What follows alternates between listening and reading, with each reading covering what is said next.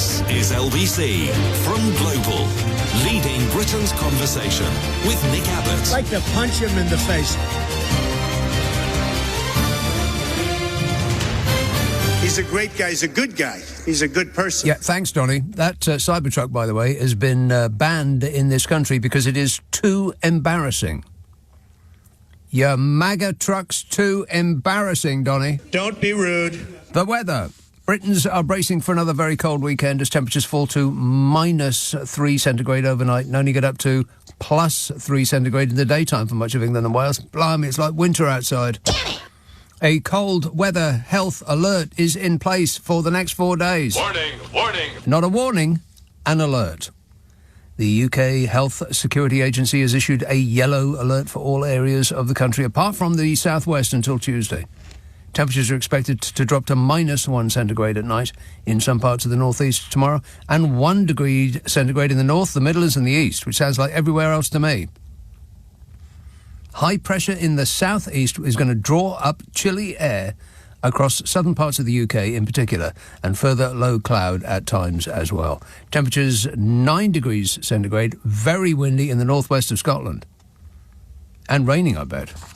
I mean, I can check on that while you wait, but I don't really see the point. Everybody knows what it's going to be. It's going to be raining on tomorrow and raining the next day. Aha! What? It's not raining at the moment. Pfft, rubbish. It will neither be raining tomorrow, nor raining on Sunday, nor raining on Monday, nor raining on Tuesday, but normal service is resumed on Wednesday. You'll be glad to know. That big yellow ball in the sky will be disappearing in the evening on Sunday and will be replaced by mist, followed by raining on Wednesday and raining on Thursday and raining on Friday and raining on Saturday and raining on Sunday and raining on Monday and raining on Tuesday and raining on Wednesday and raining on Thursday. Thursday the 30th of January. Up until that point, it'll be raining every single day in Glasgow, as you would expect. On Tuesday, the Scottish Highlands reached 60 degrees Fahrenheit, the highest temperature since records began, as in ever, on the 14th of January. It came after the Highlands plunged to -18 degrees on Saturday, January the 11th. Blimey, it's up and down like a roller coaster. And that was the coldest January overnight temperature since 2010. Whenever that was. Saturday. Most places dry, cloudy, sunny in the north and the west, mild in the north, chilly in the south. Mild in the north and chilly in the south. The whole world's upside down. Sunday to Tuesday, chilly, cloudy, rainy, showery. Would you like to hear the long-range forecast for the next 4 weeks? No. OK, till the end of this month. At first, dry, mostly. But rain is likely in the northwest. Yeah. You bet it is. Then, much wetter and windier and colder. That's the end of this month. And then, first 2 weeks of February. Blimey, ain't it speeding by? First 2 weeks in February, just around the corner. It's practically spring already. It's almost the end of summer. Autumn is here. It's Jesus' birthday. Right, the first 2 weeks of February. Possible cold with frost, ice and snow. Snow? Oh, no. Possible cold with frost, ice and snow, followed by unsettled, windier and milder than average weather. Unsettled, windier and milder than average weather? We'll take it. John in Sligo emails the following. The inauguration of Donald Trump will now take place indoors, denying hundreds of his supporters seeing hundreds. Literally tens of his supporters will be disappointed.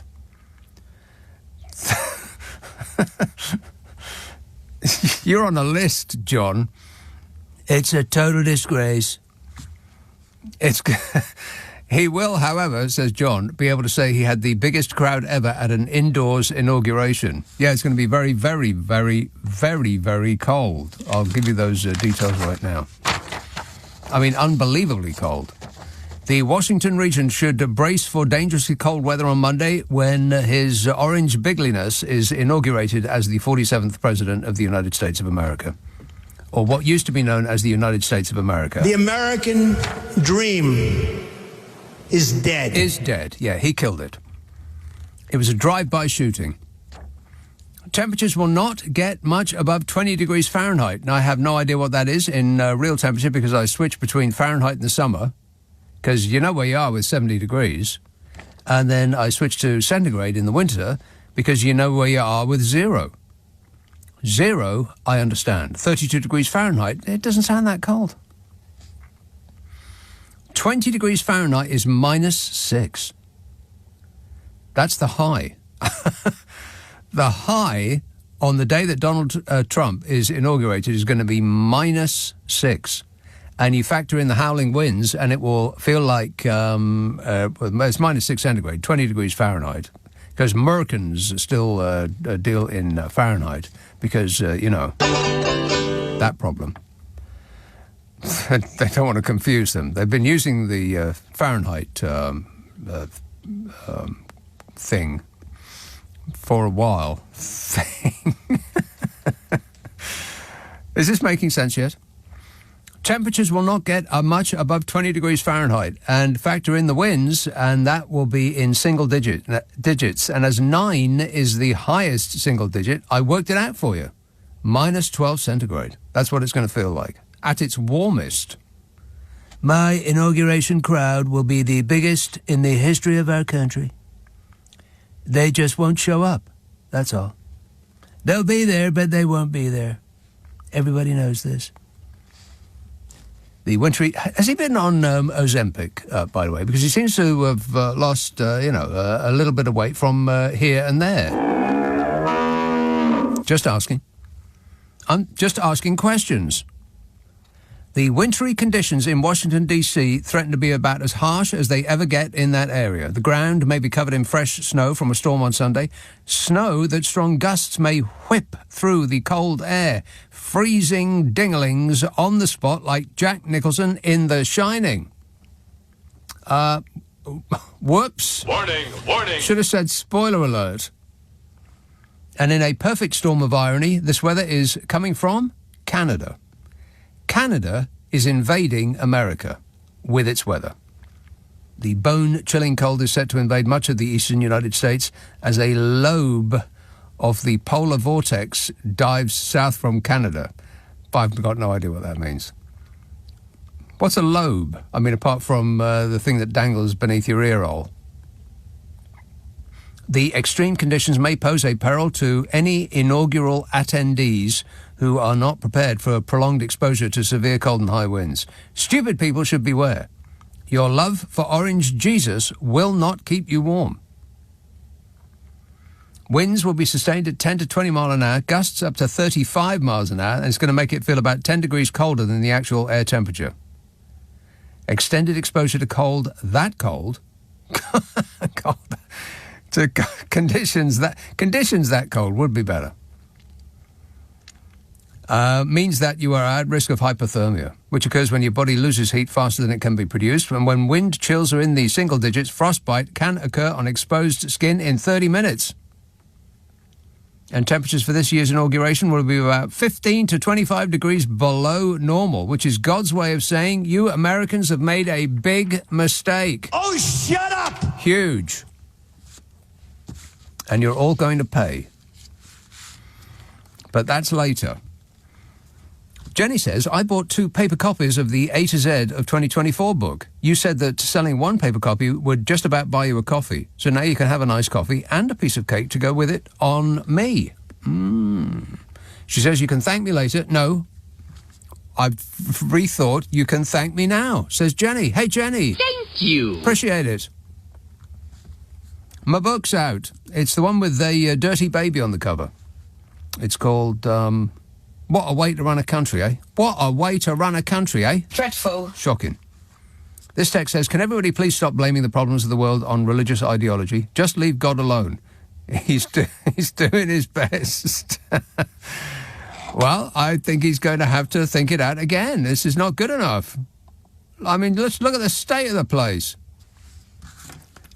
I mean, apart from anything else, the climate is careening out of control. Global warming is quickly spiralling out of control, said the Met Office. See? It's not just an idiot like me that's saying this stuff.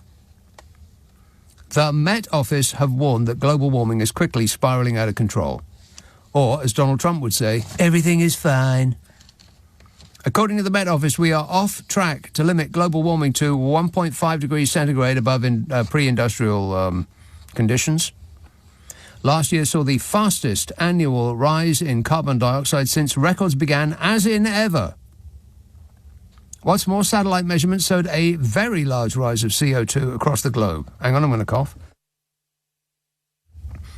That was a climate-induced condition. Satellite measurements showed a very large rise in CO2 across the globe. Have you heard? If global warming is to be limited to 1.5 degrees centigrade above pre-industrial levels, calculations by the Intergovernmental Panel on Climate Change indicate that CO2 needs to be slowing by about 1.8 parts per million per year, not rising hugely as it is at the moment. But what does the Intergovernmental Panel on Climate Change know about climate change? 2024 was confirmed to have been the hottest year on record. And do you know when the last hottest year on record was? If 2024 was the hottest year on record, what was the second hottest year on record? That's right, 2023. The 10 hottest years since 1850 have been the last 10 years. Do you see a trend? No. No, of course not. The human race is like a little child who thinks that the monster living in the wardrobe won't hurt them if they hide under the bedclothes. Well, spoiler alert, kids, the monster knows you're under there and is coming to get you. 2024 was the warmest year on record, with annual average temperatures higher than 1.5 degrees centigrade above pre-industrial levels for the first time, said Professor Richard Betts, who led the production forecast for the Meteorological Office. But as he is an expert in possession of facts, no one was remotely interested in anything he had to say. We're all about feelings now, baby. Professor Expert said stopping global warming needs the build-up of greenhouse gases in the air to come to a complete halt and then start to reduce. This needs urgent action internationally, he said. Yeah, that's what we'll do. We'll act urgently. What's more likely is that we'll conduct an inquiry, and the inquiry will form a committee, and the committee will hold some meetings, and the meetings will publish minutes, and by the time that anybody gets started on actually doing something, we'll be up to our eyeballs in glacier meltwater. 2024, the first calendar year on record, as in ever, to exceed 1.5 degrees centigrade above pre-industrial levels. But I heard from no less an expert than Nigel Farage that climate change is a hoax to make his best friend Donald Trump use less hairspray wig glue. I don't wear a toupee. No, his toupee seems to be getting a bit thin. Have you noticed? Seems to be getting a little threadbare, like an old rug. The hottest year on record was last year. The second hottest was 2023. The third hottest was 2016. The fourth hottest, 2020. Then 2019, 2017, 2022, 2021, and 2018 and 2015. The hottest years on record, the 10 hottest years on record were the last 10 years. But, you know, apart from that, everything's fine. Everything's fine. I mean, it's not like there's any evidence that the weather's gone crazy. None whatsoever, as far as I can see. This is LBC with Nick Abbott. Call 0345 6060 973. Text 84850. Alexa, send a comment to LBC. Oh, hello. Hello. Archie in Inverness says, evening, Nick. Inflation down by 0.1%. GDP up by 0.1%. Mauritius has agreed to take the Chagos Islands off our hands for a mere £9 billion. Rachel Reeves has secured a trade deal with China worth at least 60 pence. How much sunnier could the Starmer utopian uplands get? He says. And I do believe he's being sarcastic, but we'll celebrate it anyway. Yeah, that trade deal with China wasn't very much, but it was just a start, that's all. I mean, it's not like we don't trade with China. China is about our third most important trading partner. I'll come to more about that in a minute.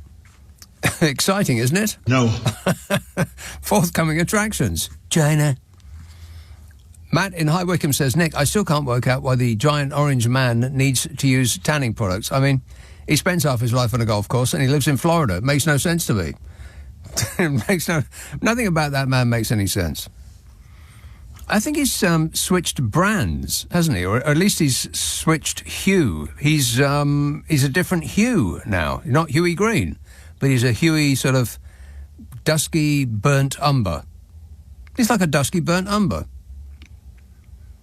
Maybe they ran out of his particular shade. I think you can probably get it mixed at a Dulux Centre. And Tom in Sevenoaks says, really enjoying the Dead Tree version of your book. I particularly like the bit where you refer to Farage as the frog-faced gas bag. That's not me. I didn't do that. That wasn't me. Well, it might have been, but it was an accident. But thanks for asking. My book is available on an Amazon near you in paperback form for people who hate trees and in ebook form for eco-woke hippies. Let's see now. Crouch End. Hello, Brian. What, me? Well, it sounds like you. Is it you? Oh, yeah. I didn't hear the Crouch End, so that's why I thought, maybe it's another Brian. Crouch End. Brian. There you go.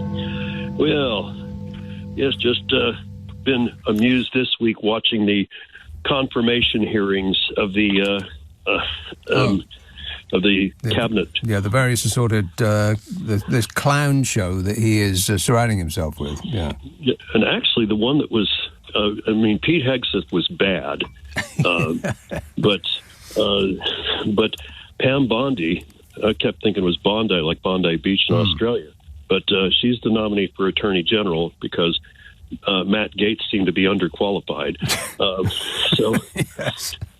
So they...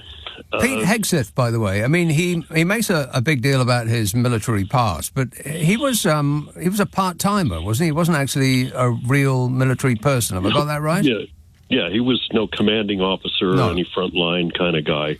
But he did put on a uniform at some point in his life. To deliver letters, probably something like that. He's a television talk show host. This is what Donald Trump knows. Donald Trump knows television because he played a successful businessman on television, which is how he got to become the president of the United States of America by pretending to be successful. He also had an acting role in Home Alone 2. Oh, yeah, that's right. It's down there and on the left. I think that was his line. Yeah, and he, I don't know how many takes it took for him to get it, but he likes to play that one. Yeah. But Pam Bondi was interesting because they kept asking her, so did Trump lose the election in 2020?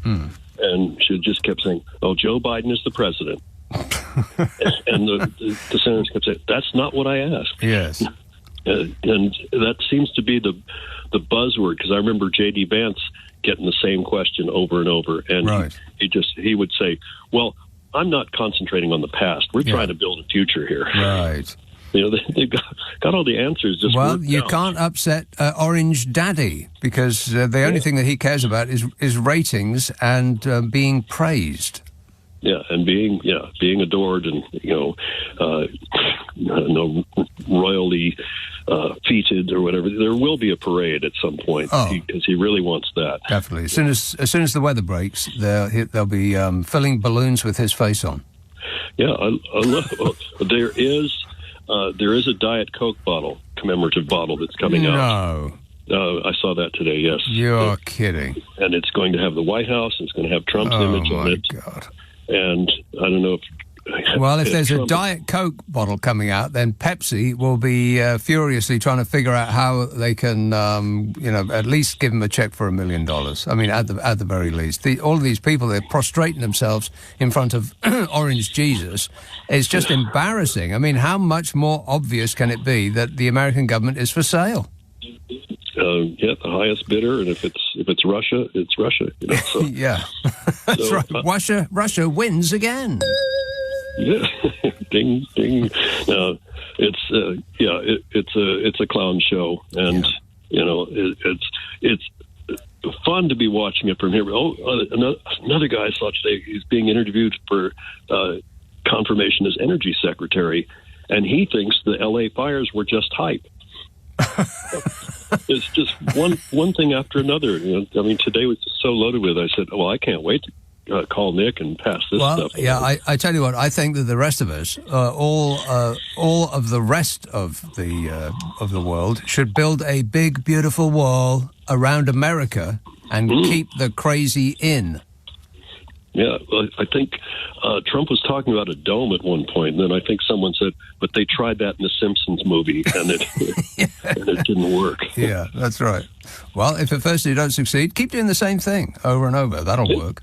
Well, it works to just say the same lie over and over, because now people really do believe that Trump negotiated this whole ceasefire in Gaza. So. No. And he also won World War II and probably World War I as well in a twofer. Yeah. All right. It's you're probably more comfortable seeing this unfold from 3,000 miles away, Brian, I would expect. Yes. Than being there. So be happy for small mercies. All right. Good work. Thanks a lot, Brian. Keep us updated. Promise me you'll do that. This text said 18 degrees centigrade doubled is minus 36, plus 32 is minus 68 Fahrenheit. It's going to be minus 68 Fahrenheit. Can you believe that? No. This says, thank God for coastal microclimates. The lowest we go for the week is 7 degrees. Well, where are you? No point in telling me that unless you tell me where you are. This is the problem with messages. You can't interrogate them. Oh, by the way, listen to this. Can you hear that? You hear that? That is the sound of of silence. It's the silence of the mouse. I've got a silent mouse.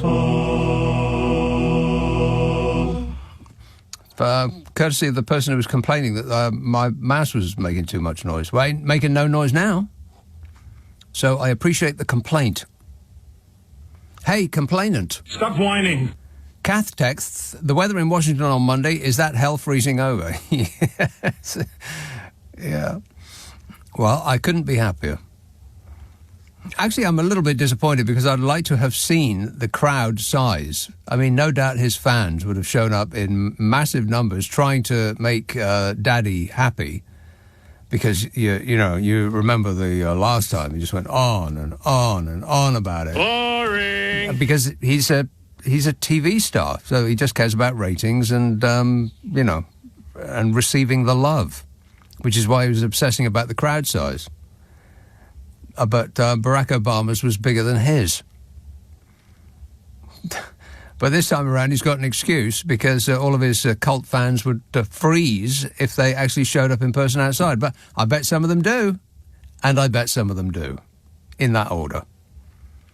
Simon in Windsor says, I know this is not a sport-type channel, but it is interesting that Dennis Law, who was an absolute hero and a stunning player, should die on the day that someone who couldn't shine his boots signs a contract worth 260 million quid.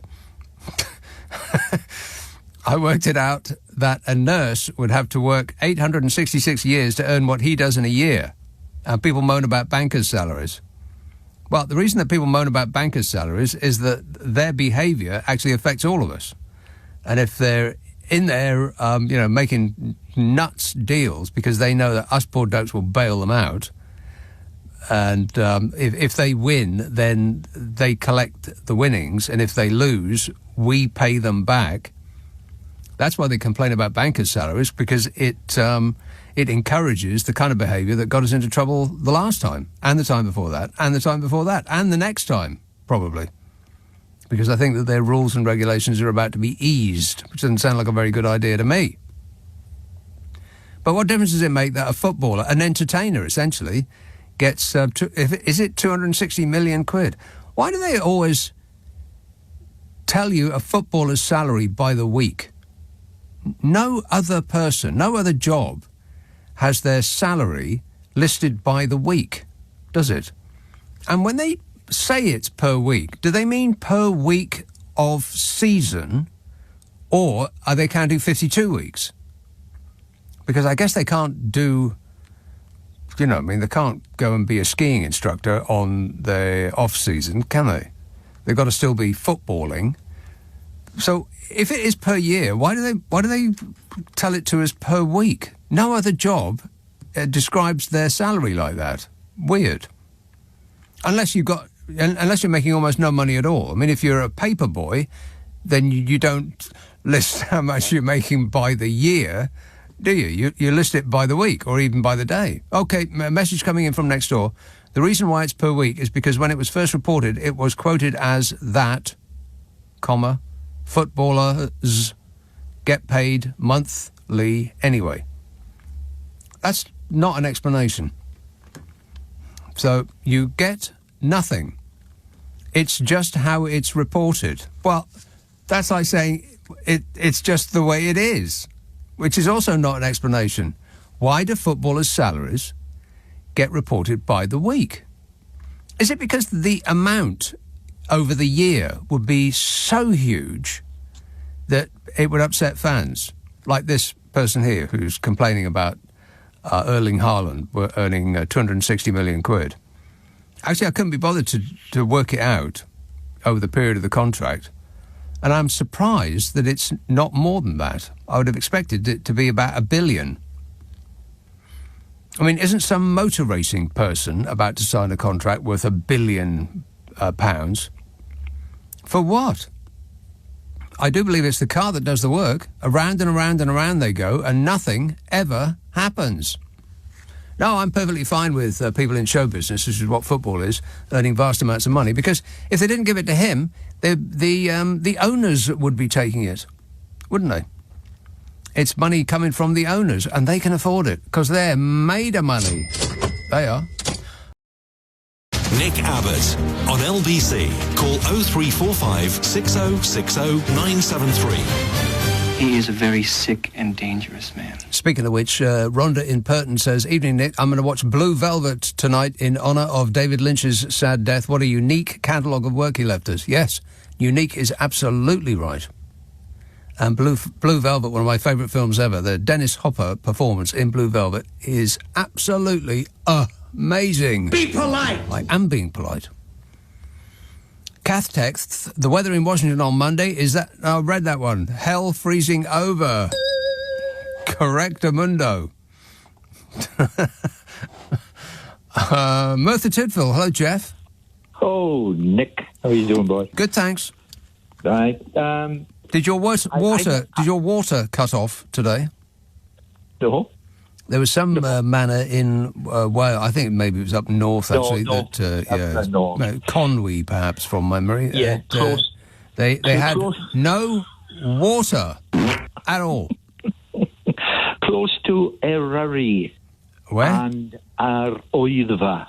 Oh, well, I was just about to say You know where they are, don't you? Yeah, oh, of course. I've taught you before. Yes. I've told you before where they are. Well, I don't listen to this show, so...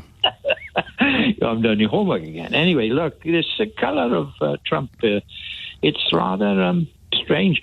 He always reminded me of a space hopper. Yes. But now he's changed to some sort of a muddy one. Yes. Is the only way. For a while there, he was even more insanely orange than he used to be, as though they'd sort of dialed it up. Maybe they're just mixing paint to see what looks good on him. But at the moment, he's a sort of a burnt umber. Yes, very strange. Anyway, what I did you? Well, look, I got in a bit of a panic. I was listening to the news then when I was waiting, and they said there's bird flu in the goose. Yeah, in the goose. My blood ran. That's right. My blood ran cold. I thought, what? They got bird flu in the goose and cuckoo, And anyway, no. But never mind that. Just in the goose, not the cuckoo. Right. The end result of all this. Did you hear Kemi on lately? Kemi Badenoch. Oh no. Yes. That's the one. She wants to adjust the triple lock for pensioners. That's right. Do you hear it? I did hear it. It's going to be, it looks very much as if this is going to be the way it's going. So fair enough, okay? If you're going to mess with it, I got a proposition. And here's the proposition. Mm-hmm. You know that our state pension in the UK is about 12k, right? If that's the case, it's half of most of the pensions in Europe. Yeah. The state pensions in Germany, Spain even, right? They are double. Yes. I mean, no offence, but Spain is a third world country. I mean, this is just embarrassing. Yes. Now, what I'm saying to you is... That's not... Don't say yes when I say something outrageous like that. No, I agree with you. The thing is, look, if they're going to adjust it, then surely, then they're going to have to keep it somewhere in that region. You know, like say I'm taking the state pension at 12k, it's double everywhere else. Say I've got a personal pension, which is another 12k, and I was knocking out 24 grand, right, a year. Yes. Then that only equals what they're getting in Germany, Spain, whatever. So anything over that, okay, take it off. You know what I mean? Take it off the state pension.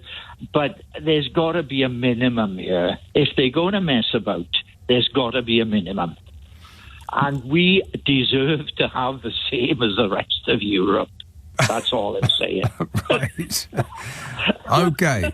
I'm not sure that you're going to get what you want, but you can always live in hope, Jeff. I will. Right. Thank you, Nick. Okay, thanks a lot, Jeff. Here's that story. Kemi Badenoch has been urged by a former Conservative pensions minister to clarify what the hell she means by suggesting that the pensions triple lock could be means tested. There is alarm within the party that she will lose support among older people. Warning, warning. It's the only people they've got left. I mean, at the last election, only people over the age of 60 years old were more inclined to vote Tory than Labour. Every age group below that voted for the Labour Party. And, I mean, those over 70 were really keen on the Tories. And apart from asking her to speak up, how do you think pensioners would react when they heard that the party they love is considering taking their miserably small state pension away from them? The Conservative leader suggested she could back a major policy shift away from the universal promise introduced under her party that the state pension will rise each year by whichever is the highest out of 2.5% inflation or earnings. Each of which is like, big deal. I mean, even if it was 20%, it's still 20% on a very, very small number. When asked during a phone-in on this station whether she would look at the triple lock, Kemi Badenoch said out loud, "We're going to look at means testing." And people listening to it said, "Means testing is something which we don't do properly here," said Kemi Badenoch. She criticised the Labour government's move to means test the winter fuel payment, saying that people who are actually on the breadline actually have had their winter fuel payment taken away, and now she's talking about means testing the very same people for the thing that they really rely on, which is their pension. Not some miserably small bung that they get once a year to keep them through the cold. And then, and it seems to show a misunderstanding of what means testing actually means. Two uses of the word means in the same sentence. Sorry about that. I just couldn't think of a way around it. Slow on my feet. And on my bottom. If people were really on the breadline, then means testing would mean that they did not lose their winter fuel payment. That's what the means testing of the winter fuel payment is. So those that really, really need it, get it. And you know what?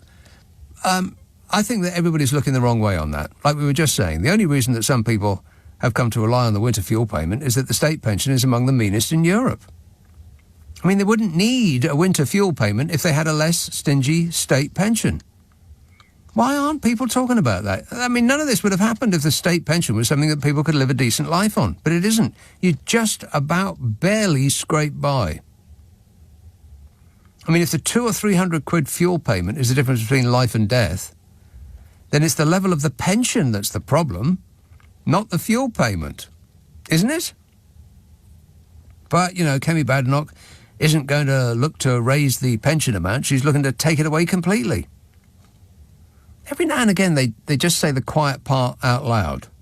Do you remember when Smug... I don't know anything. Remember when he said,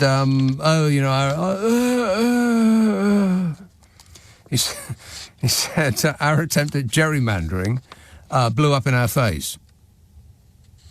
And that was the ID thing, this cute idea that they pinched from the Republicans in America, that you had to bring your ID. And all old people's IDs worked perfectly well. If you were a young person with the exact same type of ID that an old person had, but just for young people, then it did not work, because they were trying to exclude young people from voting. With the cover that, they were trying to crack down on fraud, of which there isn't any. But anyway, that's ancient history. So Kemi Badenoch said out loud on this station that she's looking to not just to stop raising the pension, but to take the raise away completely. Means test it. Which sounds like punishing your own voters to me. Which is exactly what Donald Trump's about to do, but that's a separate issue. They'll find out when it happens. I just wonder what's going to happen when they find out that it's happened. Just start shooting randomly at the walls, I expect. And Kemi Badenoch is sort of painted herself into a corner, because she, apart from everything else that she's ever said, she said, "I never make gaffes." Do you remember that? Kemi, I never make gaffes, Badenoch. She says, "I think very carefully about what I say." That's what she said. So watch for her tying herself in knots now, trying to make it seem like means testing the state pension triple lock was not a gaffe. I can't wait to hear her explain what she meant, while insisting that she thinks very carefully about what she says. You know, her leadership is beginning to look a lot like the Lizbot 2.0. Absolutely. It's beginning to look a lot like Lizbot. Another winner from the bores that prop up the bar at the golf club. Those Conservative Party members, for which we should be truly thankful. Thank you. Appreciate it. Keep doing what you're doing. And the Conservatives claim that Badenoch said that she would protect the triple lock, but also look at means testing, and accused Labour of promoting fake news. Well, you aren't protecting something if you're looking to not protect it. And in answer to all of this, a Conservative spokesmodel said, they said, "The Labour Party is skewing her words for political gain and lying about what she said. Skewing words for political gain and lying is our job," said the Conservative Party spokesmodel. No, they didn't. I made that up. They said, "We will look at means testing, but the Conservatives have always protected the triple lock. Ignore the fake news. Read the transcript," they said. Well, we did read the transcript. And we actually heard her say those words with her own mouth. She said means test the triple lock, which must mean that a Badenoch government would stop the better-off pensioners getting a rate rise along with those less well-off. What else does that mean? It's just that the problem they have is they've only got old people voting for them. They're not very good at this, are they? Nick Abbott on LBC. Call 0345 6060 973. Some nobody. Rhonda in Purton says, "Oh no, I've done that. Going to watch Blue Velvet." She wore blue velvet. Oh, I feel like watching that right now. This text says, "Milder and unsettled means clouds, and clouds mean misery." I took a train ride from the north down to London yesterday, and it was crystal clear blue skies in the north. I mean, really, just absolutely marvellous day. And about halfway between there and London, it started to look a bit smoky outside. I thought, well, maybe somebody's burning a bomb, like burning stubble on fields or something like that. And I was a bit concerned that the air conditioning in the train was taking in all that smoke. But it just went on and on and on. I thought, blimey, either this entire country's on fire, or it's not smoke. And it wasn't. It was mist, and it got thicker and thicker and thicker. I've never seen anything like it. And it was like driving... it was as though the train had taken off and we were flying through clouds. And at its worst, and it went on for... I mean, we were doing quite a speed, and it was at least 10 minutes, that you couldn't see about 10 yards from the train track. I mean, the trees, you could see the sort of silhouettes, but they vanished about 10 yards away from the train track. I've never seen mist or fog quite that dense. And then we burst out the other side of it, and then it was a completely ordinary day again. It was just really bizarre. Explain that, I double dare you. Probably aliens. Probably something to do with aliens. Louise says, hi, Nick, could the icy blast heading for Washington, D.C. also be coming from Greenland? They gave it an extra push. Yeah, don't mess with Greenland and Canada, Donny. That's a warning. Warning shot over your bows. South Shields. Hello, Joanne. Oh, good evening, Nick. And it has been absolutely fabulous up here the last 2 days. Yes. Yeah, sunny, gorgeous, and I can see the sea from my front door, so I'm blessed. That sounds a delight. 2 things to keep the mood light, because that's always nice on a Friday. First, James mentioned you again and said you are the god of radio, Nick. Yes, because he's on about the funnies, because Mystery Hour is quite light-hearted. Yeah. And it's like the antidote to Google, like days before the net, how did you know something? And he said, well, I'm not as funny as the god of radio, that is Nick. So that's to cheer you I up. think, well, that's very nice of you to pass that on, Joanne, but I think somebody needs to check on James O'Brien's tea. What's in that tea, James? I think you're paying him, Nick.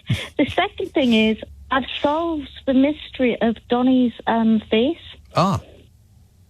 If you Google the Guardian newspaper, worst celebrity waxworks, look at the dictators, Nick. Look at Hitler, look at Mussolini, and then you'll find the secret of Trump. He's an automaton. An automaton. Donald Trump is a malfunctioning robot. Affirmative. Yeah. Yeah, I think so. Well, just as long as he does not become self-aware, because I've seen that film and it doesn't end up well for humankind. I don't think that's ever going to happen, Nick, but you will find that shade on that waxworks museum. You really will. That shade of paint, yeah. It does look as though he's sort of ground up terracotta garden pots and applied the dust with glue to his face, because it's not an even coat, is it? It's as though somebody has sort of loaded it into... do you remember spud guns? Are you old enough to remember spud guns? You remember those guns that had... My son had one, yeah. Right, OK. They used to have 4 different functions. One was a spud gun, one was a cap gun, one was a water pistol, and I can't remember what the other one was. I don't know. Maybe there was just 3. But it looks as though somebody has loaded up the ground up dust of a garden pot and added glue to it and just squirted it on his face and just like left it where it... Simpson blaster. Just left it where it landed. Yeah. Yes. Have you ever seen? Did you see the Simpsons episode where Marge Simpson put her makeup on with some sort of gun? No, I did not. Well, but very much like that. It sounds as though the Simpsons have stolen my idea, and they will be receiving a stern letter from my solicitor forthwith. All right, thanks for the good news, Joanne. Cheers for that. Sam says, having done a lot of driving at night this week, I have found something else that Labour have ruined since coming into power. The road markings are almost non-existent on a lot of roads. Therefore, everybody is driving around with full beam on, meaning I no longer have retinas in my eyeballs. Sort it out, Skier. Yeah. I cannot believe that the headlights on the those sort of soft roaders, you know, the cars that people buy with 4-wheel drive that are supposed to get you up and down a mountain, and they just use them to go back and forward to the supermarket. Their lights are too high. And they should be pointing down, but they don't point down, they point up. And it's particularly annoying if somebody's coming towards you because you've got no vision anymore. I mean, you just keep driving because the person behind you would do his nut if you're stopped. But it's really not safe because there's a gap there between the oncoming car and the car that's parked on your left-hand side, but you can't see the gap, because you're being blinded by the lights of these 4x4s that are coming at you because the headlights are too high. And but it's also annoying if they're behind you, because every bump in the road sends the front of the car up and down, and it feels as though they're flashing you all the time. You constantly feel as though you're being flashed by the car behind you. Well, if you're doing 20 in a 20 zone, then you probably are being flashed by the car behind you. But that's not what I mean. I mean, when they're hitting all the potholes in the road, then they go down and then they go up again. And every time they go up, this sort of precise beam flashes you, and it's driving me insane. Come on, skier, sort it out. It is not a great step forward in road safety, those LED lights. I find it really hard to believe that nobody's done something about that. I mean, it's just flat out dangerous. People must be crashing all the time because of those things. So thanks for pointing that out for us, Sam. Appreciate it. Let's have Sam Batch. Hello, John. Yes? Yes, John. You mentioned Dennis Law a bit earlier on in the show. Yeah. Me and my wife had come back from Australia for a couple of years to see relatives and that. And a sister got a job in a medical place. Harley Street of the North, it was called. Dennis Law had bad eyesight, so he had to see his eye specialist. And the eye specialist worked from the house we were looking after. And he said to me wife, he says, I don't know how I scored half them goals. He said, because I couldn't see the ball. It's down there by your feet. Yeah, and he said that's what he laughed about it, obviously, which got a photo and all that. Mm. But he said, I don't know how I scored half them goals because I couldn't see the ball. and he was laughing about it himself. Mm. So he was a funny character. Yeah, well, you know more about it than I do. Go on. The other thing is, you can count me out watching the inauguration on Monday or whatever it is. I bet you have a peek, John. No, not in the world. Are you going to watch the edited highlights? No. Are you going to read all about it? No. I won't escape the edited highlights because I watch the news, so it's going to come on. Yeah. But other than that, I couldn't care less, actually. Right. Even though whatever he does is going to affect us whether we like it or not. Well, that goes without saying, so I don't need to watch him being, watched it. I'd rather watch a Mickey Mouse film. Well, you would be watching a Mickey Mouse film, John. That's right, yeah. All right, well, good luck in trying to avoid it, and I wish you all the best. I think it's going to be impossible. He'll be everywhere. He's going to be everywhere in our lives for the next 4 years, and then probably the 4 years after that, and the 4 years after that. And then after that, he'll hand over America to one of his idiot sons, Uday or Kusei. He probably hasn't made his mind up which one yet. Whoever is the most embarrassing, probably. Yusef in Hampton says, your book arrived today. I'm enjoying reading just how bonkers things were last year, but I have a feeling that your A to Z of 2025 will be even more insane. Gosh, I wonder why that might be. Don't be rude. Exactly. Yes. And, let's see now, is there a short one I can squeeze in here? No, they're all books. People are sending me books to read out on the air. Well, not books exactly, but pamphlets anyway. Great, huge, long essays. Feel free to edit them for me. 0345 6060 973. Friday, Saturday, Sunday night at 10. Nick Abbott, LBC. On your radio, on Global Player, and Play LBC. leading Britain's conversation. This is LBC.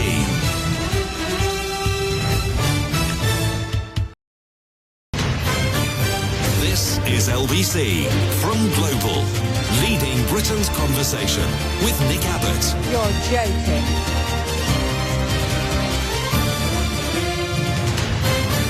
What are you talking about? I have no idea, mostly. Mostly, I have no idea. Mostly. Joanna in Brighton says, I just looked up purchasing What a Way to Run a Country by me. You said for the price of a cup of coffee. Yeah, you buy the paperback and you bought me a coffee. You buy the e-book and you bought me a pint. Booze. But Joanna is questioning that. She says, where do you go where your coffee is £8.99? I gulped on my coffee, says Joanna. Shall I buy last year's compilation? That is, for the cost of a cup of coffee, £3.83, or will you send me a signed copy for free now that I've found you out, says Joanna. No, Joanna, you're not thinking it through. I don't get that. There's the cost of printing the book itself. That comes out. And then Jeff Bezos takes a cut.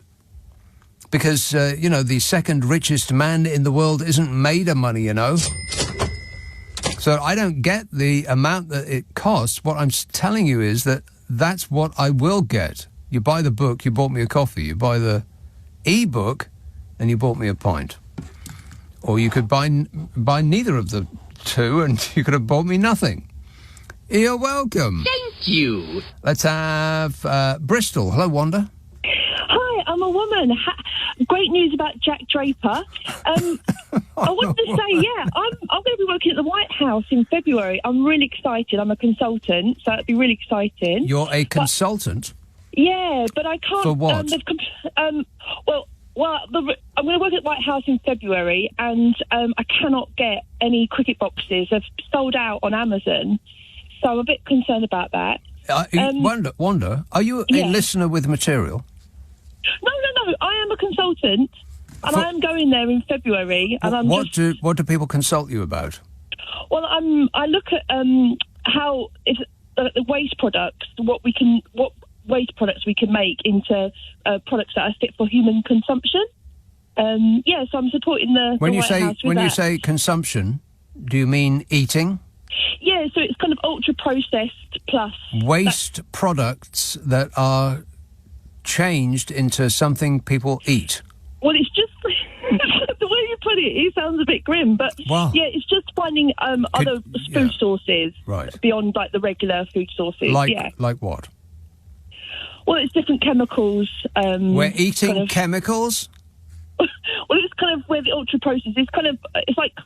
It's like more organic plastic materials. We're eating plastic. Well, it's just finding other sources of food for humans and for cattle. So if I came to you as and wanted to consult with you about what we might be eating in the future, then your answer as a consultant would be chemicals and plastic. Well, I've got a PhD in it's a science, and it's about supporting the food chain. You have a PhD in what? Well, it's chemical engineering. You have a PhD in chemical engineering. What was your thesis? Well, how to make. It's about how to make. Waste products. Fit for human consumption to improve the. Right. Okay. Anybody believing that? Hands in the air. You believe that? I mean, I just wanted to put my hand in the air. He just couldn't help himself. And the look on his little face, he's taking part. Ah. No, sorry, Wanda. Not believing a word of that. Better luck next time.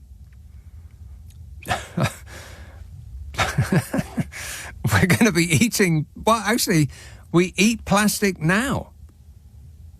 But not as a meal. I mean, you don't go into a restaurant and peruse the menu and then decide you'll have the plastic, please. How is the plastic today? Oh, it's a very good choice, madam. Don't call me madam. It's usually how it goes.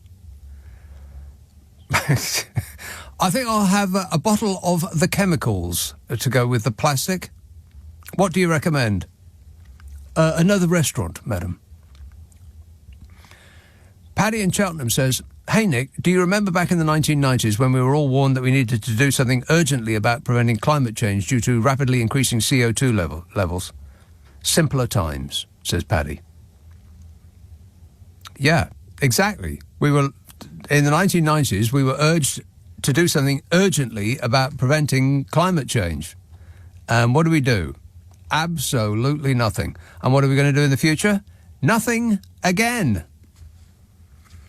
We're not going to do anything about this at all. Climate breakdown drove the annual global temperature above the internationally agreed 1.5 degrees centigrade for the first time this year, supercharging extreme weather and causing misery to millions of people. But none of that will affect you if you don't believe in science. The average temperature last year was 1.6 degrees centigrade above pre-industrial levels. That is data from the EU's Copernicus Climate Change Service showing. And that is a jump from 2023, which was also a record hot year, and represents levels of heat never before experienced by modern humans. The heating is primarily caused by the burning of fossil fuels, and the damage to lives and livelihoods will continue to escalate around the world until coal, oil and gas are replaced. Which makes it a bit galling that the screaming Mimi is about to take the White House for possibly an indefinite amount of time. And the fossil fuel companies have given him enough money for him to tell them to drill, drill, drill. As though their money will protect them from the consequences of global climate breakdown. But here's the news. Your money will not protect you from a tidal wave. It won't protect you from a wildfire, as many hugely rich people in Los Angeles will now tell you. But the fossil fuel company executives and their enablers seem to think that they are somehow special and nothing bad will ever happen to them. Well, good luck with that. Every year in the past decade has been one of the 10 hottest years on record, going back to 1850. I mean, how's that for a trend? Every year of the past 10 years has been one of the 10 hottest years in the past 175 years. 44% of the planet was affected by strong to extreme heat stress in July last year. And the 10th of July was the hottest day in recorded history. Dr. Samantha, out of the Copernicus Climate Change Service, said, "These high global temperatures coupled with record global atmospheric water vapour levels meant unprecedented heat waves and heavy rainfall events causing misery for millions of people."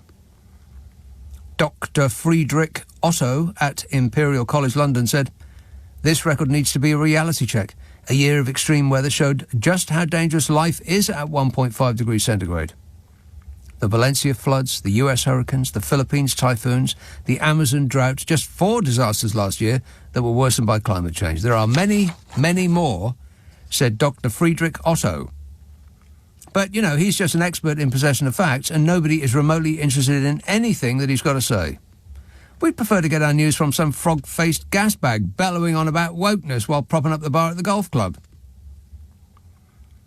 We're not interested in so-called facts. We're all about feelings now, baby. Fossil fuel emissions must fall by 45% by 2030 to have a chance of limiting heat increase to 1.5 degrees centigrade. And you know what? That's not going to happen. So we'll get hotter and hotter and hotter, and the fossil fuel lobbyists and apologists will keep trying to distract us from the evidence that we see on the news pretty much every day now. Warmer air holds more water vapour, and it increases extreme rainfall events and floods. It combines with high sea surface temperatures, which power big storms to fuel devastating hurricanes and typhoons. And the average person was exposed last year to an additional 6 weeks of dangerously hot days, intensifying the fatal impact of heat waves around the world. And the supercharging of extreme weather by the climate crisis was already clear, with heat waves of previously impossible intensity and frequency now striking around the world, along with fiercer droughts and wildfires. And when the news leads with the weather, rather than having it as an "and finally" add-on, and they keep saying the word unprecedented to describe what they're reporting on, you would think that an intelligent species would do something to secure its future, its place on the Earth. But this planet is being run by a species that isn't past the developmental stage of an infant, demanding more and more and more, and if we don't get it, we'll squeam and squeam and squeam till we're thick. What a way to run a planet, eh? Dreadful. 0345 6060 973. Let's have a call in Belfast. Brendan. Good evening, sir. Yes, Brendan. getting me clear and am I coming in clear? As a bell? I'll do me.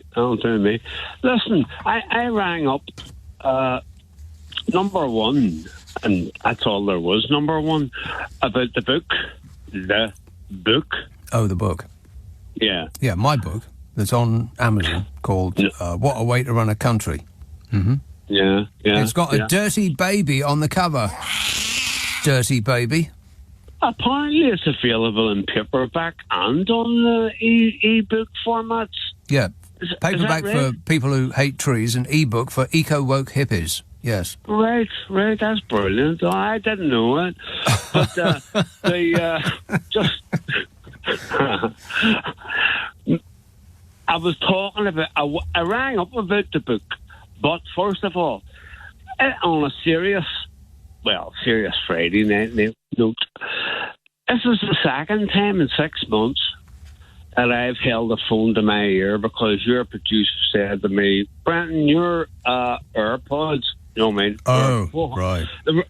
They were 400 quid. Yeah. But... what? Hang on. Whoa. AirPods are £400? Well, mine are because I have a special hearing aid attachment.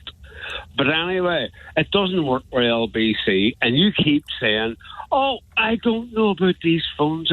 It's the LBC phones, not ours. No. That is completely incorrect in every respect. It's not, because, and I know that that's true, because I will talk to somebody on the other side of the planet, from Australia, for instance, and they will come in clearer than you, and then I'll talk to somebody who's 100 yards down the road, and I can barely hear a word they say, which I just don't understand at all, because once the signal gets to this country, it uses our infrastructure, doesn't it?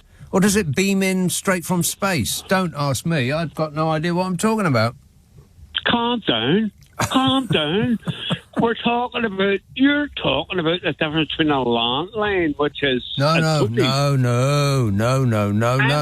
about mobiles. Yeah, and me Bluetooth. too. Nobody uses a landline anymore.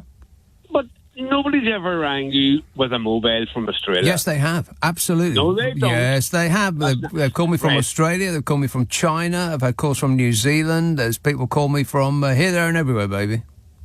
On mobile, yeah, because I check. I ask them, are you calling me from a mobile, I'll say, to some crystal clear caller from the other side of the world. Right. And they say yes. Right. Is it okay then if I pretend to believe you and move on to the reason I rang me? Yeah. Oh, there's a reason. Can't wait. Go ahead. The book. Oh, yeah. I thought we talked about that already. Mm-hmm. No, we didn't talk about it. You talked about it. No, I didn't. You called to talk to me about... No, I said I was going to. Oh, right. That was the preamble. Yeah, but then you jumped in and then give us the whole... it's my fault. No, it's nobody's fault. Anyway, here's what I'm on. Okay. Here it comes. Here it comes. Who sang that? Who sang Here It Comes? Yeah. Oh, yeah, but that was the Monkees. Here it comes, walking down the street. No. That's a good one for you, by the way. Anyway, the book. What is the baby on the front cover about? It's question one. Okay. Question one. The baby on the front. Wait. And what is the baby big head on the front of the cover about? Yes. And part two, what was it about? Why did you leave out the word A? What a way to run a country, eh? Dreadful. Yes. Yeah. Because I'll wait your reply. Go ahead. Rate my reply. Right. The baby on the front cover is an indication of who it is that's running the country. Not necessarily right now, but, generally. We're being run by children, and dirty children at that. Children that are covered in mud or whatever that is on that baby. Mm-hmm. I suspect it's something even worse than mud. But let's not go there. And the reason I left off A was it just didn't seem to fit on the cover of a book. I don't believe it. Well, that's the truth. I thought about it, and I left it off deliberately. That was only 2 letters and a question mark. And a question mark, yeah. I mean, I don't get paid enough to do punctuation. No, but come on. It was the sentence. There was no time in the history of me ever listening to you where you said, what a way to run a country. Without the A on the end. Without the A? Yeah. But the A presages this. Dreadful. That's why I put the A on it, as in I am encouraging an answer. But I'm not encouraging an answer on the book. Listen, I'm banning it anyway, okay? Is that all right? Yes, that's fine. And yes. I'm recommending it to everyone. Okay. All right. Okay. Okay. All right. Very good work. Thanks a lot, Brendan. 0345 6060 973. Now, I've got so emotional during the course of that last call, I can't remember whether I've taken a break or not. Have I taken a break or not? I didn't hear that, mate. I was talking to... You didn't hear it? Are you telling me that no one is in control of this programme? We're all in great danger. This is LBC. On LBC, call 0345 6060 973. Everything is going extremely well. Yes. Yeah, it is going extremely well, but there may be something wrong with your radio. You want to get that looked at. Bath. Hello, John. Hello, Nick. I was going to say, I think somebody's fiddling around with your reception, because... Fiddling about? Well, I think so, because it's like it keeps cutting in and out, and it happened yesterday as well with somebody else that I was listening to. Yeah, Just keeps getting... I think we're on the list. By what method are you listening? On television and radio at the same time. So I go between the two of them. Hang on a minute. You're listening to us on the TV? Yeah. And the radio? Only when the television cuts off. I'll go, right, because there's probably a delay. No, do you know what it is? It's interrupted. It sounds like your line is being messed with. And it happened yesterday as well with one of your colleagues. And he had to turn the programme off and put a recording of James O'Brien on interviewing somebody. Is any of this true? Well, I do know that if there's technical issues, the emergency tape is James O'Brien. Yeah. Right. But I don't know if that happened. I wasn't here. What time of the day was that, John? That was in the evening. It was about 11, 12 o'clock sort of thing. And it suddenly cut mid-conversation. He was talking about, I forget, something to do with people working and, that guy from BrewDog. Yeah, people. No, he's talking about the guy from BrewDog saying that no one wants to work for a living. Oh, that's so bizarre. I passed an advert for that beer on the tube. It's still there. And because you go up the stairs quite fast, it was gone before I could get my phone out and take a picture of it. But the copy of the ad for the beer, I think he's the ex-CEO, isn't he, or is he the current one? Yeah, no, he sold it. It's something called something Watt. His surname's Watt. Apparently, he's engaged to a woman called something Toffolo. Right. Well, I don't know anything about that. But are you drinking? No, I was actually opening a bottle of Pellegrino. Other water is available. Yeah. Oh, sorry, I advertised. But doesn't taste as salty, in my opinion. I like the saltiness because it kind of reinvigorates the minerals that you lose.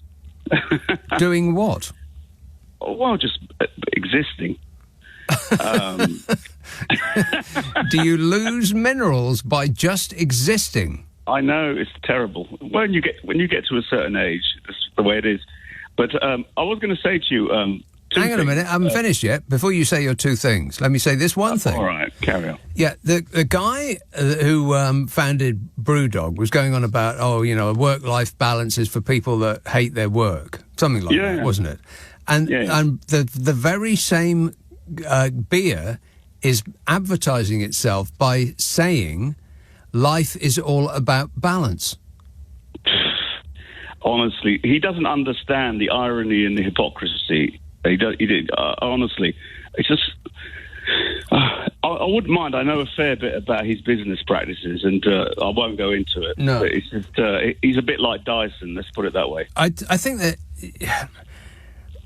bosses have got to get it into their heads that the world does not exist solely for them. Singularly for them. Yeah, the workers deserve a life too. Just because they're getting the big money doesn't mean to say that everybody underneath them is a slave. I know, that's the whole point. But then if I was to say something like that, they would say, well, I'm a communist. But it seems to me that he believes in worker bees. He believes in the worker bees doing all the work. Right.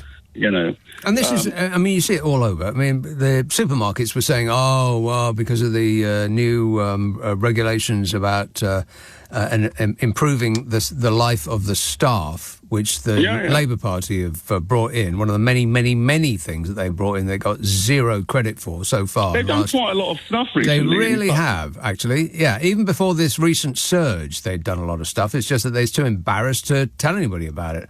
Whereas if who had done it... They need a new person in charge of their comms. Comms, exactly right. If Bodger Johnson had done half of what they have done so far, and he'd have written 3 books about it, never mind about telling us endlessly about how marvellous it is. But I am particularly glad his book is not selling. Yeah. You've got to have a laugh. Yeah, that's right. The book written by... the great big greedy nincompoop is still on the shelf in a bookshop near you. And his colleague, his fellow Etonian, seems to have outsold him. I forget his name. You know who I'm... Rory Stewart. Rory Stewart, yes. The guy who looks like he belongs on a galley with Nelson.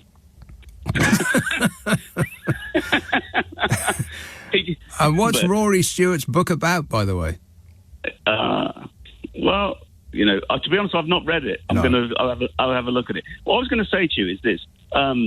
My phone is breaking, right? Your phone is doing what? My phone is breaking. Breaking? I've got like a technical phone run by these megalomaniacs that run them all. Right. Now, I think I'm going to go back to a brick. I bet you don't.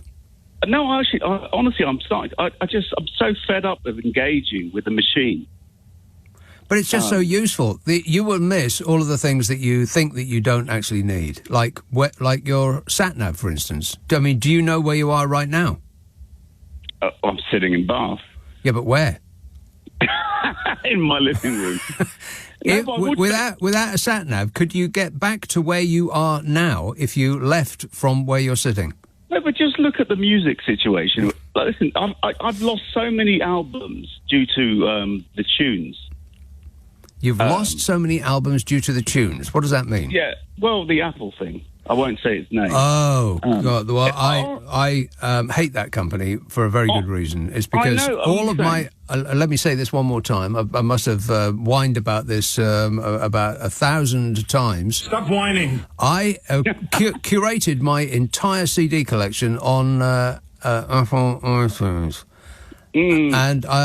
I was changing computer, and so being a diligent person, I looked up online what were the precise moves you had to make to change your iPhone's account from one computer to another. And I followed them. They got rid of sync. Wait a minute. And I followed it to the letter. Previously, having curated my collection to perfection, because you put a double album on, for instance, and it will split it into 2 albums. Yes. And to try to get it back into one album is extremely time-consuming, and they don't tell you how to do it, and it goes on and on and on. And you lose the artwork as well. The artwork is what I was about to come to, John. Thank you for reminding me. The artwork, on a lot of albums, it's not there, so I had to go and find the artwork and then make a copy of the artwork and then paste the artwork from the desktop into the iTunes. And anyway, it was finally perfect.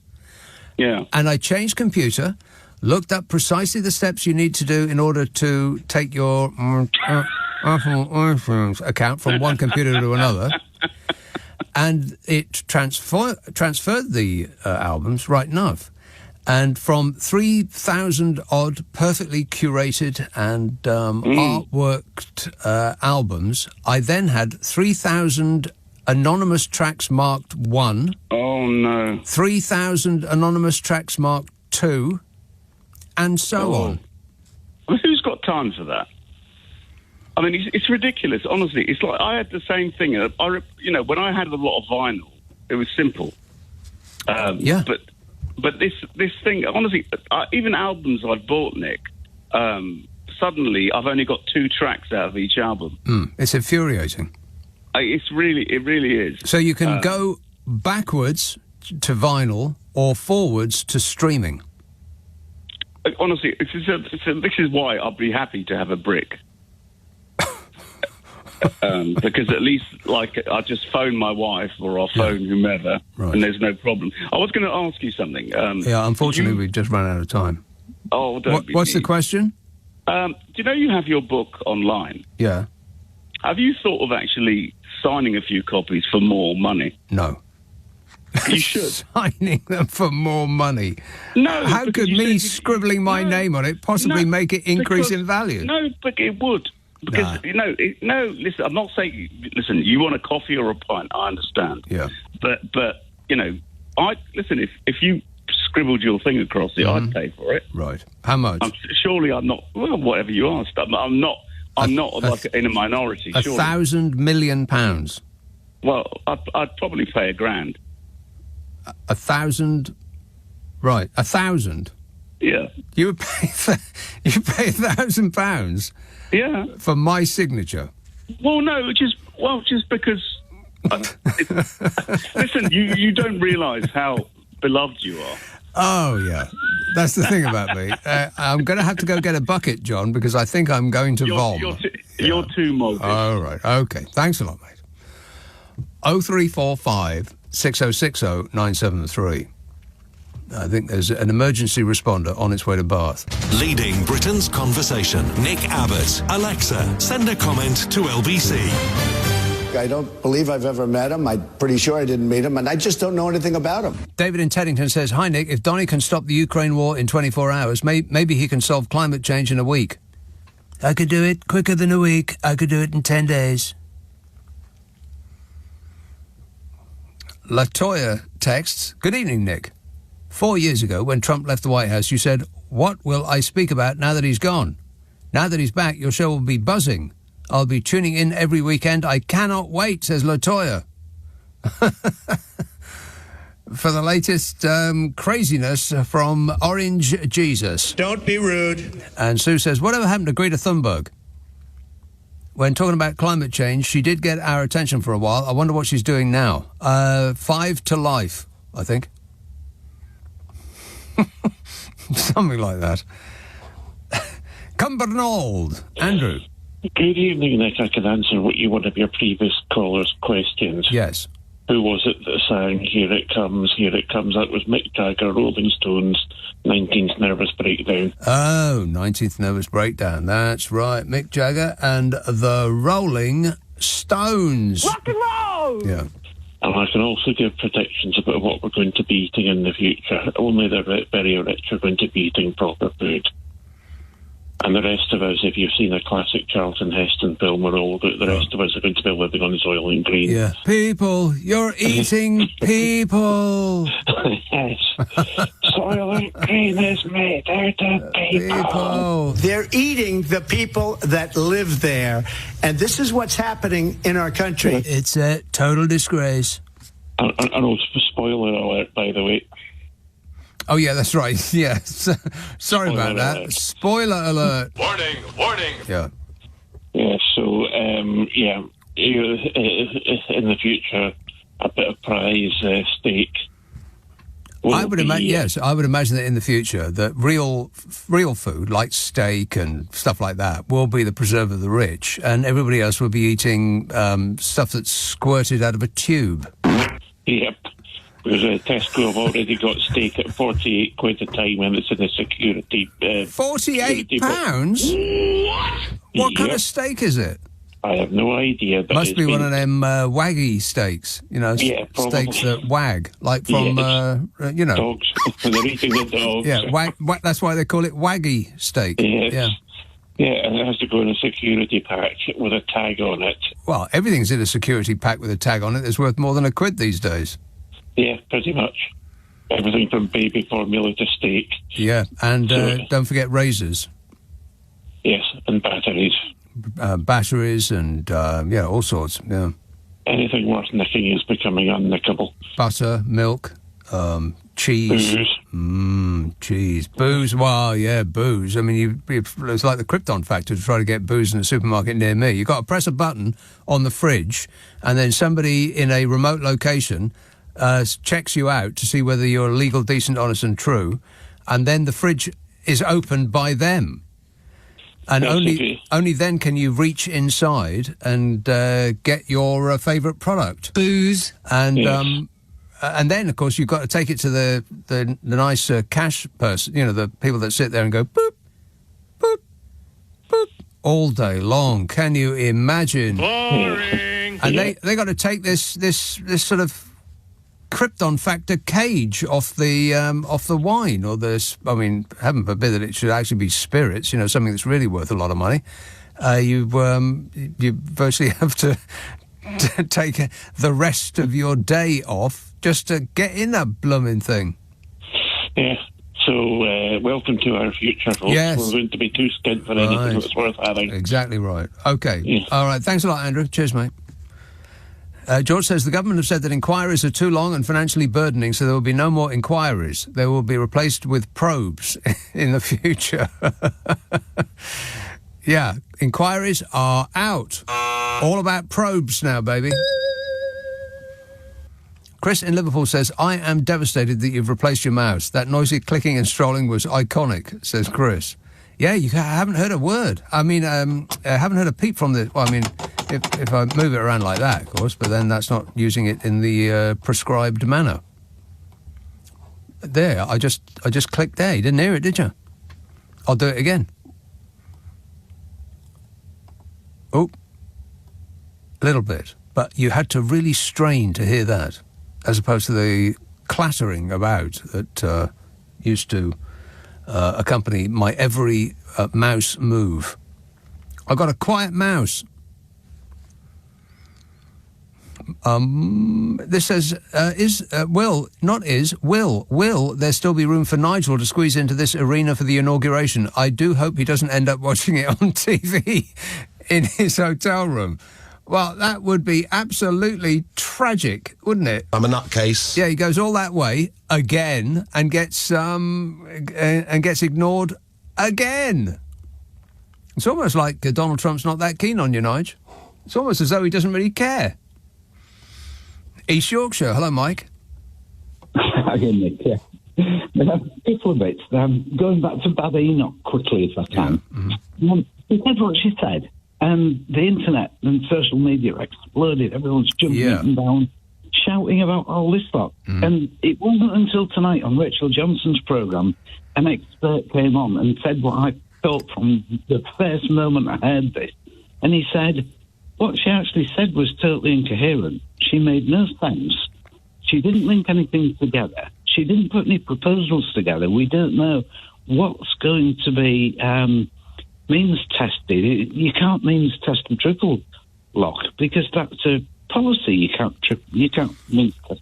He said it was garbage. Well, you could change the policy, and I think what she was implying was that if she was going to means test the increase. Well, yeah, but that doesn't make any sense, does it? It was completely incoherent. What bothers me most is that it's conceivable this woman could end up as Prime Minister. No. And she can't string two sentences together. That's what bothers me. What I'm thinking of them. What strikes me about her is that she has the same level of self-confidence as the Lizbot. Absolutely. With an equal amount of justification for that feeling. Yeah, and the arrogance of Johnson. Yeah. Oh, well, his magnificent blodgeness. Yeah. Wait a minute. Yeah, I mean, self-regard just follows the man like a smell. But a couple of other bits. I mean, I don't know whether you noticed this week that a guy who had murdered somebody was allowed out of prison early on licence and then made a drill record and then got taken back to prison again. And the world erupted again. Same as violent films are causing all this stuff, and then video games are causing it all, and real music's causing it all. And I thought, well, just suppose that music can actually affect people, then I've got a bone to pick with the village people, because until we had YMCA, we didn't have Trump and dinglings running around with assault weapons. That's right. Yes. I mean, if music really does have that power, then what about lift music? What about easy listening? What about the Carpenters? I mean, you would have thought that the Carpenters are so sugary, sweet and nice that they would have mitigated any nastiness from that horrible rock and roll music. Rock and roll! Yeah, I reckon so. But whilst we were talking about Tory, I was talking about Trump. I made a mistake the other night in the pub. Uh-oh. Because the Farage, Brexit, Trump fans in there. Uh-oh. I went in and I was having a banter with him, and it was okay. And I said, look, I'll tell you what Trump's going to do. And this was when we knew it was going to be cold, but before it would be taken indoors. And I said, tell you what Trump will do. He'll come up and he'll say, look, it's cold, climate change doesn't exist, told you so. And this guy said, no, he won't. Tenner says he won't. And I was like, an idiot, like I put my hand down and shook his hand. Now, I think I'm right, but it suddenly dawned on me, I'm going to have to watch his flaming speech now. Now it's indoors. It's going to go on for hours. Yes, he'll start doing the thing about the late, great Hannibal Lecter, and would you prefer to get electrocuted by a boat's battery or eaten by a shark? I do the weave. People say that I'm rambling, but I do this with people. Very important people have come to me. They say, sir, they say the weave is fantastic. I say thank you. I bet he claims the crowd's the greatest crowd in history. Yeah, and then he'll tell us how attractive he is. I was hot as a pistol. Was I hotter before or hotter now? I don't know. I don't know either, Donny. God, it's just excruciating. We're going to have to suffer another 4 years of that man, and then another 4 years after that, and, I don't think he's ever going to die. He won't live that long, Nick. I bet he does. I bet he outlives a lot of us. There seems to be, I don't know, maybe he's just done a deal with the devil, or there's something weird going on there. Whatever he's eating is, it seems to be preserving him, like in amber. I reckon. But I tell you what, I reckon Musk's days are limited now, because he's not criticised Musk before his big day, because Musk, if it really upset him, Musk could have done a lot of damage, so he's keeping him on board. Once the big day's gone, then he doesn't really need Musk anymore. Well, they're all fighting with each other in Magaland, and it hasn't even started yet, because Steve Bannon came out and said that he's going to... Steve Bannon said that Elon Musk was racist. What? Steve Bannon said that. And that he wanted to get him out of the White House. He said he's going to be gone by April, I think, or maybe by the inauguration. So they're having a fight, and it's going to be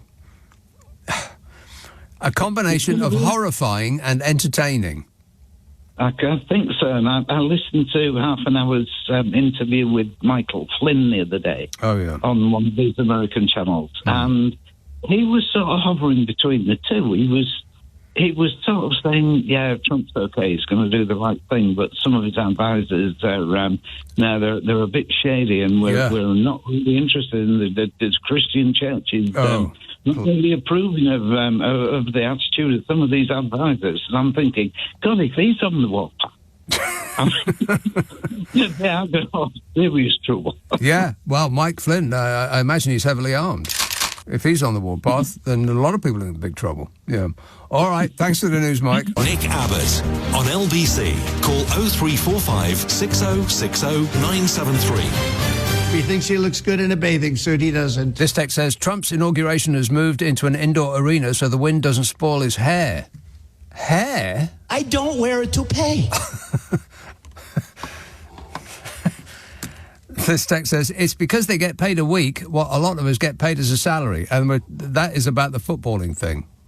Because Erling Haaland has just signed a contract with Manchester City to stay there for the rest of his life, or even after he's dead, probably, for 83 trillion bazillion pounds, approximately. And it's something like £500,000 a week. Well, why don't they just tell us it's 25 million a year? I just did mental arithmetic. Oh, no. Was I even close? Why didn't they just tell us how much it is a year? Why did they say it as a week? And I think that they started because over the year it used to sound like a lot. But now, of course, and so they make it a smaller number, so, it's not that much. And you don't do the mental arithmetic and think, wow, that's as much in a week as in a year. That's the reason why tickets to see a match are, I don't know what they are now. It was 50 quid last time I went to a Chelsea European game. And that was over a decade ago. £50. What? Yeah. And it wasn't even that good. I mean, that's the thing with football. You never know what you're going to get. Whereas if you go and see a show, which might cost about the same, well, probably wouldn't. Well, it might do, some seats. Then you pretty much know what you're going to get. Because it's the same thing as they put on last night and the week before and the year before that. If you go see a West End show, you go see a football match, it might be the worst game ever. It might be Crystal Palace. Boring. Might be the game that's at the end of match of the day, which is almost always Crystal Palace. But why do they get... And so to finish that thought, they probably started mentioning their salary per week so that it didn't sound like very much. But now, of course, their salaries are stratospheric, and it sounds like an unbelievable amount to get paid a week. £500,000. You're a Chelsea fan, ? Coming from next door. Did I say that? I mean, you said last time I went to Chelsea. You said last time I went to Chelsea. That's not... I said what last time I went to Chelsea? Put my mic up. Yeah, let me think about that for a moment. No. You're not the boss of me. Tooting. Hello, Jan. Can you believe that, Jan? I'm getting grief from the help. Sorry? That's not your problem, Jan. You do not have to apologise for his behaviour. I just catching... Sorry, how are you? I'm under duress. Oh... Well, anyway, I'll just quickly, before I start speaking about the amazing view I had and that's made me decide to take part in this RSPB, but maybe I'll go straight into this thing. The RSPB do the Royal Society for the Prevention of Birds. Yes. For the protection. Prevention. Oh, no, they have it every year. And I've decided I'll take part in it this year. It's next weekend. You only have to spend an hour. You only have to spend an hour. Wait a minute. Have you ever taken part in it? Wait a minute. The Royal Society for the Prevention of Birds is doing a bird count next week when there won't... No, next weekend over 3. You only have to spend an hour each day watching birds that are either in your garden... I haven't finished yet. Sorry. The Royal Society for the Prevention of Birds... is going to do a bird count next weekend when there aren't going to be any birds here. There aren't any birds here right now, apart from pigeons. I tell you, Nick, I had an amazing view from my window the other day. I got a huge crown of a tree outside my window, and there were so many birds in it. I've never seen so many birds. What were they? Gathered, and they're so territorial. There must have been about 12 different species of birds. Nonsense. In this, it was. And there were the strange sounds of the starling that can mimic mobile phones. And other birds' songs. You know those starlings? No. The ones that look like they've been dipped in oil and they're shiny with green and blue. And black and green and, And they have this sort of malevolence about them, which I'm not really keen on. Yeah, they it looks like they're weighing up whether to nick your sandwich. But they don't make a noise like a mobile phone. I thought that was... they're mimics. They can mimic other birds' Nick. I've heard them, and you'll think you've got a mobile phone stuck in your tree outside your window. And that your tree outside your window was full of different sorts of birds. Yeah, different species of birds. I mean, some of them were. Yeah, this is about midday. I've never seen so many birds in my tree. I haven't seen it again yet, but there were kiwis. What do you call them? Those kiwis. Those parakeets. Sorry, parakeets, ravens. The starlings. All kinds of different birds, but some of them were in. I couldn't see them. Anyway, there's no leaves on the trees. That's very suspicious because birds, they don't normally congregate in different, they keep themselves to themselves, don't they? Yeah, they're very territorial.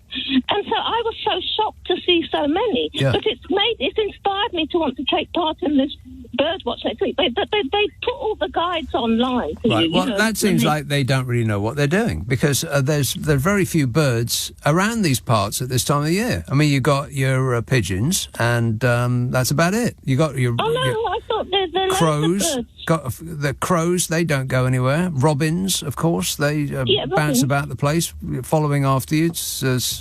They've had this wizard idea that us lumbering great sacks of fat, we careen around the garden and we unearth worms. They're not following us around because they're our friends. It's food. But you know what, Nick? But you can do it in your local, in a local park or garden. I mean, green, a common. I refuse to go into a public area. What with all the stabbing and all. Oh. Well, well, you stay in the parks where there's people and lots of birds. No, that doesn't sound like a very good But idea. Nick, apparently they have a lot of people who take part in it, and over the 50 years, apparently they say there's 38 million birds have disappeared from the UK sky. Cats. No, birds. 38 million birds have disappeared from the UK sky. Yeah, I'm not disputing that they're birds. What I'm saying is the reason is cats. Well, no, I mean it's to do with the ecology. There's not enough. Oh, the economy. It's wildlife in crisis. It's birds as well. Insects. If we lose something like 70% of the insects that we used to have in the 1970s, then birds are bound to follow with fewer of them because they eat insects. As disgusting as that sounds. Yeah, and so you won't take part. No, I don't think so. No, I haven't. Nick, what about this latest news about reptiles reaching the UK in plants and flowers? That's scary. Reptiles? Apparently, this is. I'm switching now to this other thing to Jill. Switch. In the news, they're saying reptiles reach the UK in plants and flowers imported coming in. What kind of reptiles? Because this is important. If they're those little what do you call them? Little geckos. Yeah, if they're those things that cling to walls, then I'm not really that bothered. But if it's if it's anything from Australia, then we're in great danger. Nick, they say, Nick. Yes. They say there's insects, fungi, spiders, and oh well, coming to cut flowers. You lost me at spiders, Jan. No, but they're hiding in them. Yes. Well, somebody should do something about that flower menace. I mean, they're nice to look at and all, but not that nice. Anyway, I want you to keep your eyes peeled for me, Jan, and see if you can prevent as many birds as possible. All right. Oh. The RSPB will be very, very grateful. Thanks, Jan. 0345 6060 973. Friday, Saturday, Sunday night at 10. Nick Abbot, LBC. On your radio, on Global Player, and Play LBC. leading Britain's conversation. This is LBC.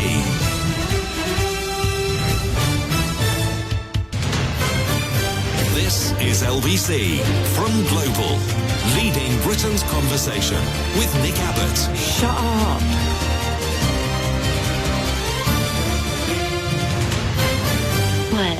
Words, more words. Greg in Cardiff says, Nick, it's great to know that the guy who purports to be oppressing the whole planet in a matter of days has declared his kryptonite weakness is Mother Nature, as he needs central heating for the circus of his inauguration.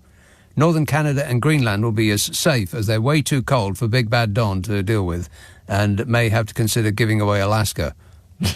Loser, says Greg. You're a loser, Danny. Don't be rude. A loser. Oldbury. Hello, Ranger. Hi, Nick. You all right? Yes, good, thanks.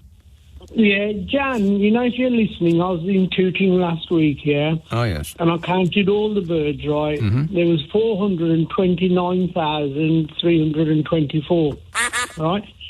Okay, and if she counts them, and I'm slightly wrong, you're going to understand some might be on holiday away. Yeah. And if there's too many, there's someone that's come to visit them. The problem with counting birds is that you don't know if you've counted the same bird twice. Now, I know that this may sound racist, but all birds look the same to me. They do. You never really got what I said. If there's too many, that means they've had visitors in. And if there's too many, not enough, that means they've gone away on holiday. I don't know why they count these birds, but you know these insects and everything that are going away, right? Yes. You know, where my dad came from in India, in Punjab, they used to have, the vultures and that flying around, right? You know, when an animal died, they would have a meal. But now, because there's so many chemicals in the meat and that, the vultures don't even want to eat those animals and all the the plants. Is and that everything, true? Right? It is even. That's Well, what why do vultures so many eat? pesticides. What do vultures eat if they don't eat animal? Well, they've gone vegan. No, no, they fly somewhere else where they don't use that many chemicals. Right. Yeah. Okay, so, they still got to exist. But, it's all pesticides and everything. Even my dad, when he was alive, he had an allotment, right? He used to grow organic food, yeah? Now, he'd have to put in netting, right, to stop all the birds coming and eating them. Right. And he showed me and my mate, we went down, he said, look, listen, I've got netting here, and because I don't use chemicals, the birds try and creep in underneath and try and eat my, the seedlings, right? Yeah. And he said, look at next door. He goes, he uses so much pesticides, he's got no netting, and they don't even want to eat it. So nature knows what we're doing Nature wrong. knows, yeah. Well, I would imagine that if you cover your vegetables in pesticides and all the rest of those chemicals, that it doesn't really taste very nice to a bird, which is used to, it being as fresh can be, because it only dies when it starts to eat it, as opposed to us, where somebody picks it and then it goes into a warehouse and they put some gas over it that stops it from going off, and then they store it in a freezer for a year, and only then do we get an apple. I bet the apples that we're eating now are last year's crop in a lot of cases. We don't know what we're eating. I mean, don't even talk idea. about fish and chips, right? But we won't go down there. I wonder if vultures ever think, you know what? Forget this waiting around for something to die. I'm going to kill something. We know when I was a lad, right? We lived in India for 2 years, yeah. And I went when I was 7 and come back when I was 9.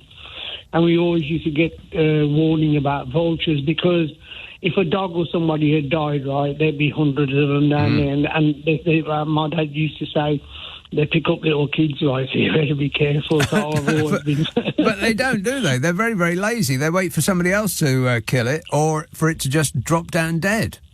They're horrible-looking things. Why does something that sort of freaks us out, creeps us out, have that sort of...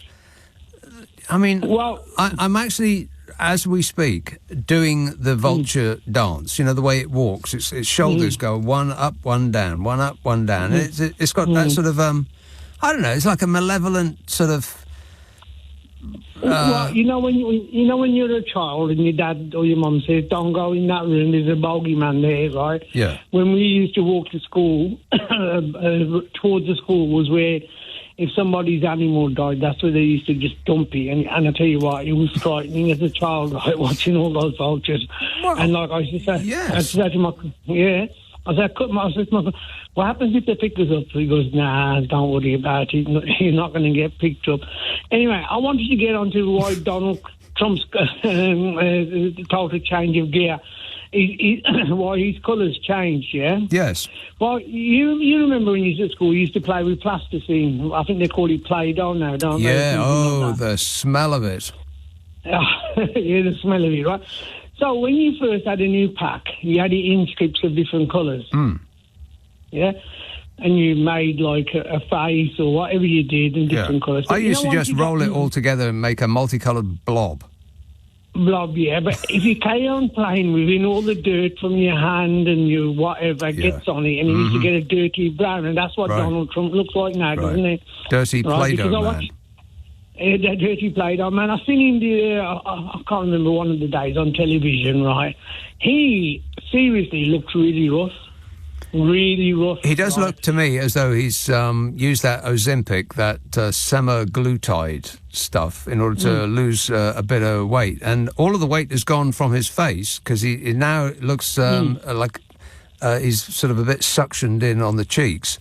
But none of the weight seems to have gone from anywhere else. But you remember the other day you was talking about that programme that used to be called Soap, yeah? Used to be called remember? What? Soap. And he's got, when he used to, I was only a kid, there's a programme called Soap, like it was a soap opera, the original one. Soap, S-O-A-P. Soap, yes. And they used to have that bloke in there, right? And you got to try and picture back when they used to go, has Agnes done this with so-and-so, has this, and this, that, and the other, the introduction, and this is Soap. One of the blokes in there, he's a spitting image of Donald Trump. I know who you... Yes, I know exactly who you mean. About, don't you? Yeah. And then the other one, I listened to Ian Dow with Kemi Badenoch, right? Oh, my God. She's a gift, right? Honestly, I know. The Conservative Party members have done it again. Absolutely. Yeah. Yeah. You know what? She's saying that they're going to kill the pensioners, before, about Labour when they stopped the winter fuel allowance. I thought you meant that was the Conservative Party policy. No, it's going to be in their manifesto. We're going to kill pensioners. Yeah. If you look at the way Jeremy Hunt and Cameron and everybody called people, right? They started off with the unmarried mothers that were looking for flats. Yeah. Right? And then they went above to the next level. They got as far as junior doctors and barristers. Yes, all enemies of the people. Of the people. Yeah. Right? So now, their next stage is to start, because, all the unmarried mothers and all the immigrants and all the unemployed and everything, they've finished those off already, right?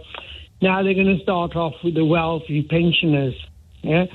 And I've been listening all day, and I've been talking to people. Oh, well, they deserve it, mate. They deserve it or not.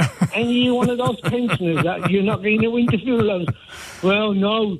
Kemi and, what's his name, Farage, yeah? You know what? It's really good. It's a gift that I think she's an implant in the Conservatives, right? Paid by Farage, right? Well, maybe. Go on.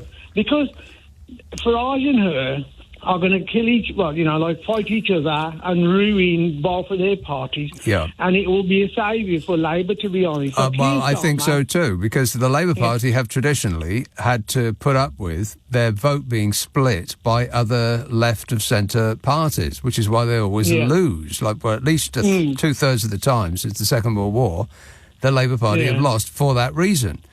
And the Tories have been the only party on the right, really, that had any kind of appeal to the majority of the public. So they always won. Plus, they kind of know how to win and will do anything in order to cling on to power. They had unity, they did, right? So the best thing, Sir Keir Starmer can do now is just keep quiet, right? Just let them carry on. Fight it out, fight it out, right? And when they keep on saying Rachel Reeves from, from accounts, You know what? People, get real. She's your chancellor. I don't care what. She might have been a bin cleaner, and no offence to bin cleaner. She might have run a chip shop, yeah? She's the chancellor now, right? And you're not. And all these people, right, they're... you know when a poor person comes up, right, says, Brexit's working. I said, well, why are you buying fish and chips? Why are you only buying a small sausage and a bag of chips? Well, I ain't really got the money. I said, you know why your fish has gone up from like £3, right, to £9, right? Is because of Brexit.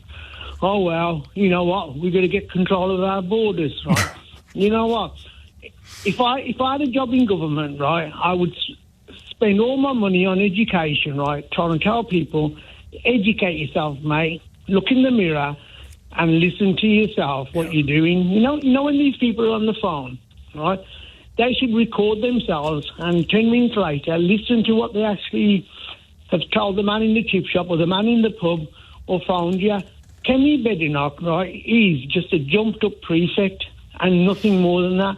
And the longer she stays in, it's going to be safer for Labour. The better for the Labour Party. Yep, on that we can agree. Good work. Thanks a lot, Ranjit. You need to get some new customers, by the way. I don't like the cut of the jib of your customers. Just saying. All right, thanks, mate. Yeah, he's quite right. Education, that's what we need. EDUKASHUN. Education. Nick Abbott on LBC. Call 0345 6060 973. Right, so what are we doing? Carol, we are disappointing people. I am loath to admit. Bill in Cookstown texts the following.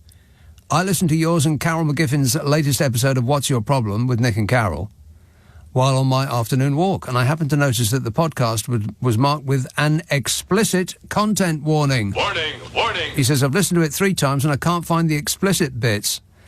Can I have my money back? No. No, being as it is free.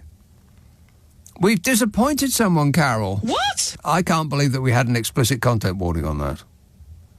I mean, unless we said something that we shouldn't have oughta, that I can't think of right now, or perhaps I failed in my task to cut out all of Carol's swearing. Disgusting. Other than that, I can't think of why. But, you know, probably best to be safe. Better be safe than sorry, eh? It is a podcast, by the way, twice a week. We've done over 300 episodes. Can you believe that, Carol? No. No, me neither. We've done over 300 episodes and we haven't killed each other yet. And the idea is it's a problem-solving podcast.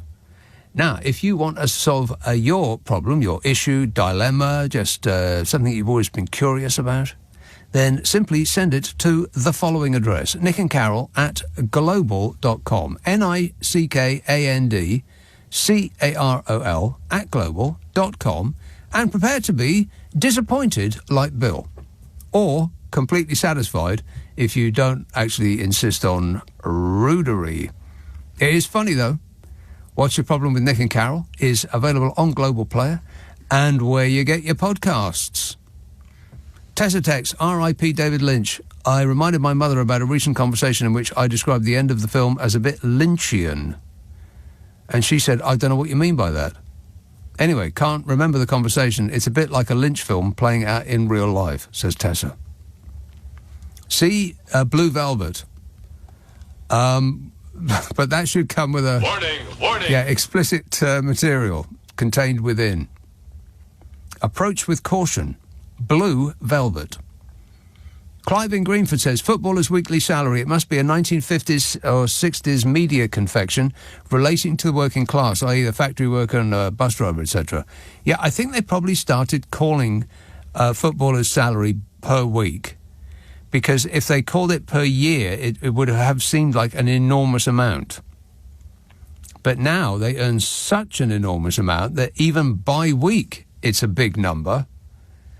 So you do the maths and it's off the scale. Isn't it £500,000 a week that Erling Haaland is going to be getting for like 2 or 3 kicks a match, something like that? But, you know, half of those kicks result in a goal, so I guess he's worth it. Andy in Basingstoke says, "Hi Nick, I read the Farage is getting a posh new house built at Greatstone in Kent on the coast of Dungeness, which is only 131 miles from Clacton.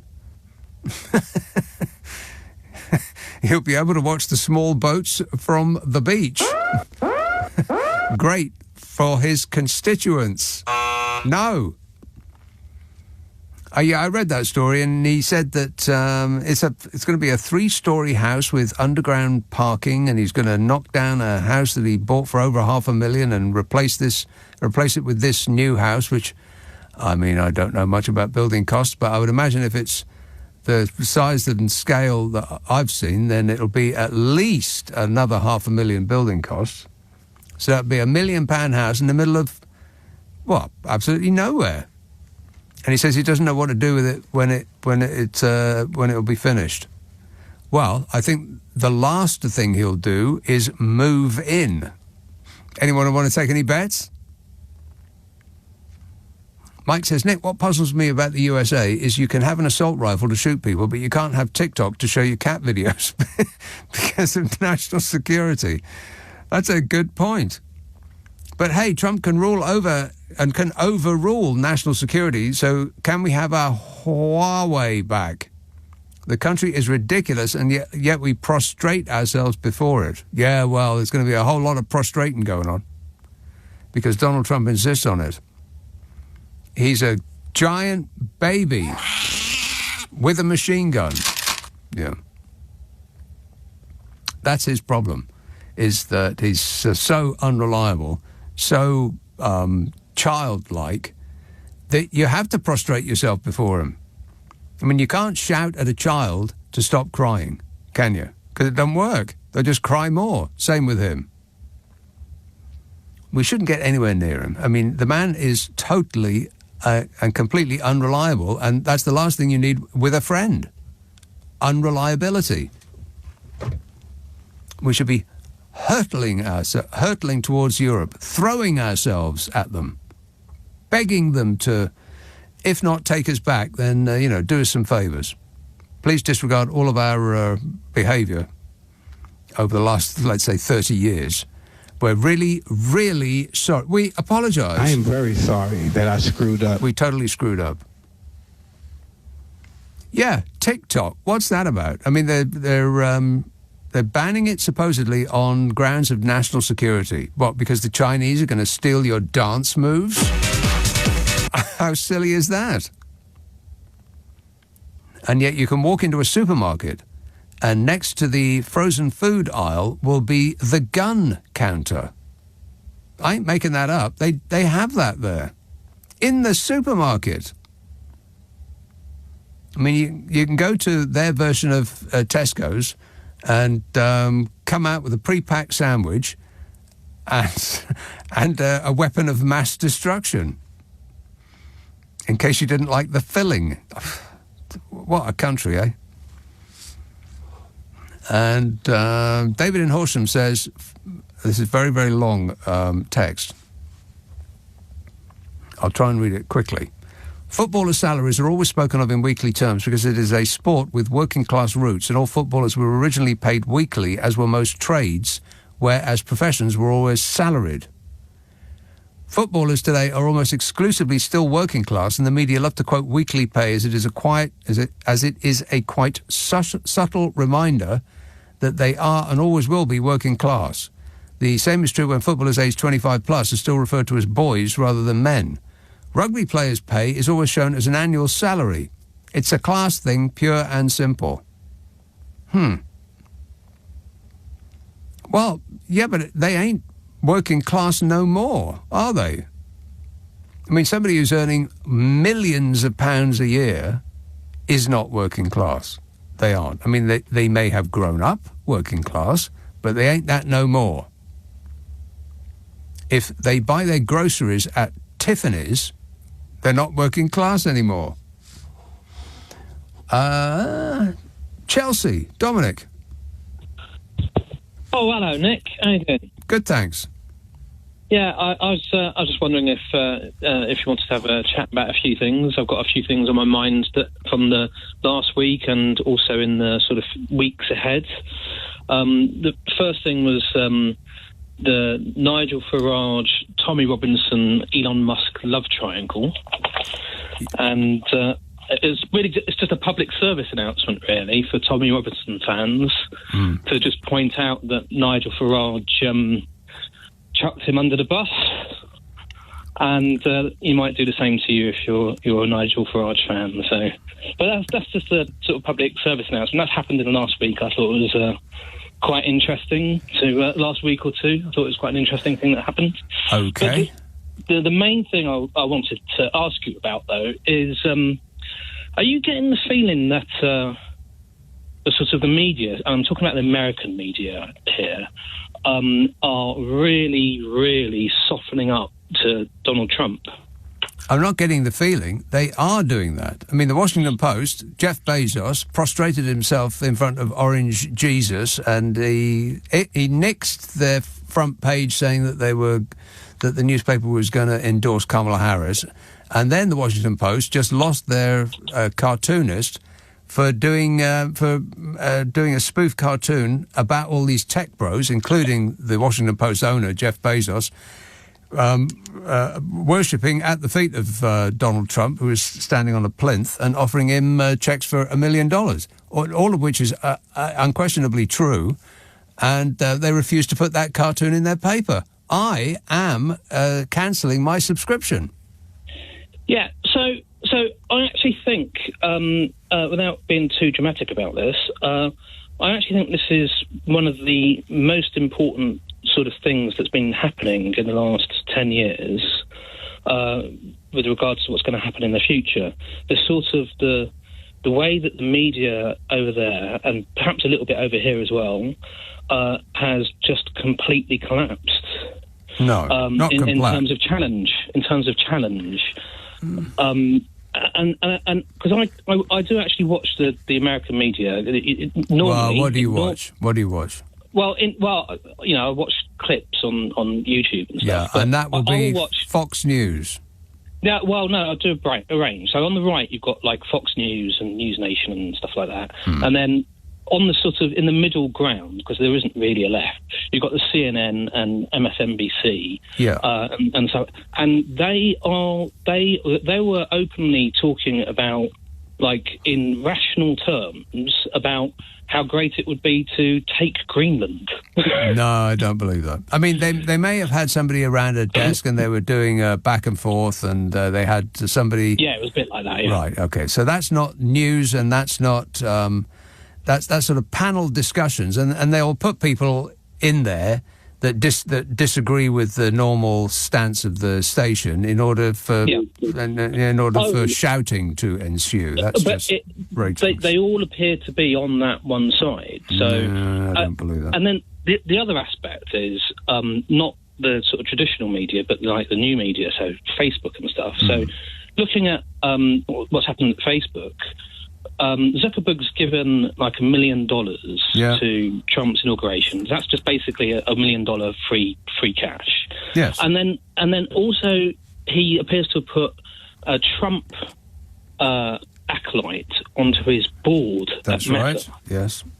Out goes Nick Clegg. In comes MAGA hat wearer. And he's also relaxed the rules for hate speech. Yeah. Well, and fact-checking. They've nixed the fact-checking. Yeah, so reduced the fact-checking and moved like an office from California to Texas thing. So, and all those things sort of signals to me that that what's going to happen in the States is truly scary. Not just a little bit of an increment of scary, like it has been over the last 10 years. It's full on History Channel. All of those things that are on the History Channel, 24 hours a day, that is what we're at the beginning of now again. Because the only thing that anybody learns from history is that no one ever learns anything from history. Yeah, so any sort of history students out there that are wondering how it is possible that in the 1930s in Europe, we ended up in a horrific war, World War. Yes. This is it. To those students doing their GCSEs, we're living it now. Yeah, wake the frog up. is being boiled. That's right. Wake up, sheeple. It's later than you think. Yes. Well spotted there, Dominic. Thanks for that. The Washington Post is a serious disappointment. And Jeff Bezos and that moon-faced creep who runs Facebook and all of the other ones, all these tech bros, these bazillionaire tech bros, they are crawling across the carpet to kiss Donald Trump's ring. And talk about disappointing. The only reason that they're doing it is because money. Because billionaires aren't made of it, apparently. If you're in the top 5 richest people that have ever existed in the history of the earth, apparently that's not enough. There seems to be a sickness among those people. More. Too much is not enough, not even remotely enough. I mean, what kind of a person who could solve almost all of the problems in the world, certainly almost all of the problems in their own adopted country? I mean, they could solve homelessness, they could solve people going bankrupt because they can't afford their medical bills, they could wipe people's student debt away, they could fix infrastructure problems. There's just absolutely no end of good they could do. And all of these people seem to be obsessed with is none of the above and just making more money. It just blows my mind. How can you be that obsessed with money if you have more of it than you could spend in 10 lifetimes? But I will never know the answer to that because I'll never be one of those people. 0345 6060 973, just past 10:30. No, it is past 10:30. That is undeniably true. It is also past 12:30. Nick Abbott on LBC. Call 0345 6060 973. Okie dokie. Andrew says, does anybody seriously think that Kemi Badenoch will lead the Tories into the next election? I think it would be too embarrassing for them to change now, wouldn't it? I mean, they've been through so many, haven't they, Bodge? Yeah. Wait a minute. Haven't they, Liz? Absolutely. Haven't they, Rishi? This government. That government. I bet you've forgotten about him. Yeah, remember, I bet you even remember Mrs. M more than you'd remember Fishy Rishi. Whatever happened to him, by the way? Still not missing you, Rishi, in case you're wondering. I don't think they can have another switch. I mean, who are they going to get? Robert Jenrick? Do me a favour.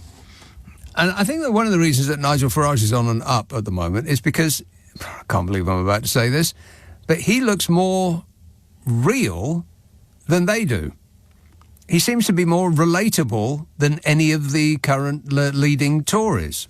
I mean, Chris Philp looks like a robot. Affirmative. And talks like a robot. It's like a robot that's had the speed turned up on it. Like there'll be a control in the back, and you can have it in normal speed, like your TV. Normal speed or 1.5 times normal speed. And I think somebody's turned him up to 2. He just seems to have... He's learned all of this stuff and he's got to pour it all out in the next 5 seconds.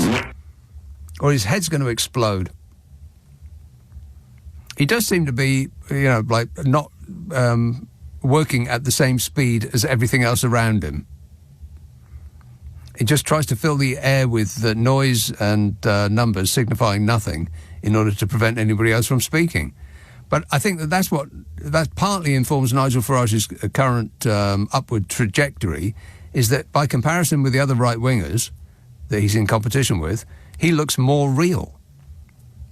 And a little bit of vomit just entered my mouth when I said that. It's an experience I've never had before. I'm saying something that's not unpleasant about Nigel Farage. Is there something wrong with me? Yes. But to be clear, I'm not saying that he's better.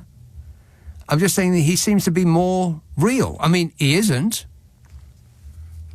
I think that his entire public persona is an act, but his act seems more real than the current Tory party leadership's real. What a way to run a country, eh? Dreadful. Let's see now. Maidstone. Hello, Tony. Hello, Nick. Tony. Was you just talking about Chris Philp? Yes. He always looks like he's got the ump. No, because he's the shadow Home Secretary now, isn't he? But during Prime Minister's questions, because you were just talking about him, he always has his arms quite folded, because I do that as well. But he always looks like he's got the ump. But I'm not a fan of him because he was quite part of Boris Johnson's government, wasn't he? So, yeah, he looked like he's always got the ump.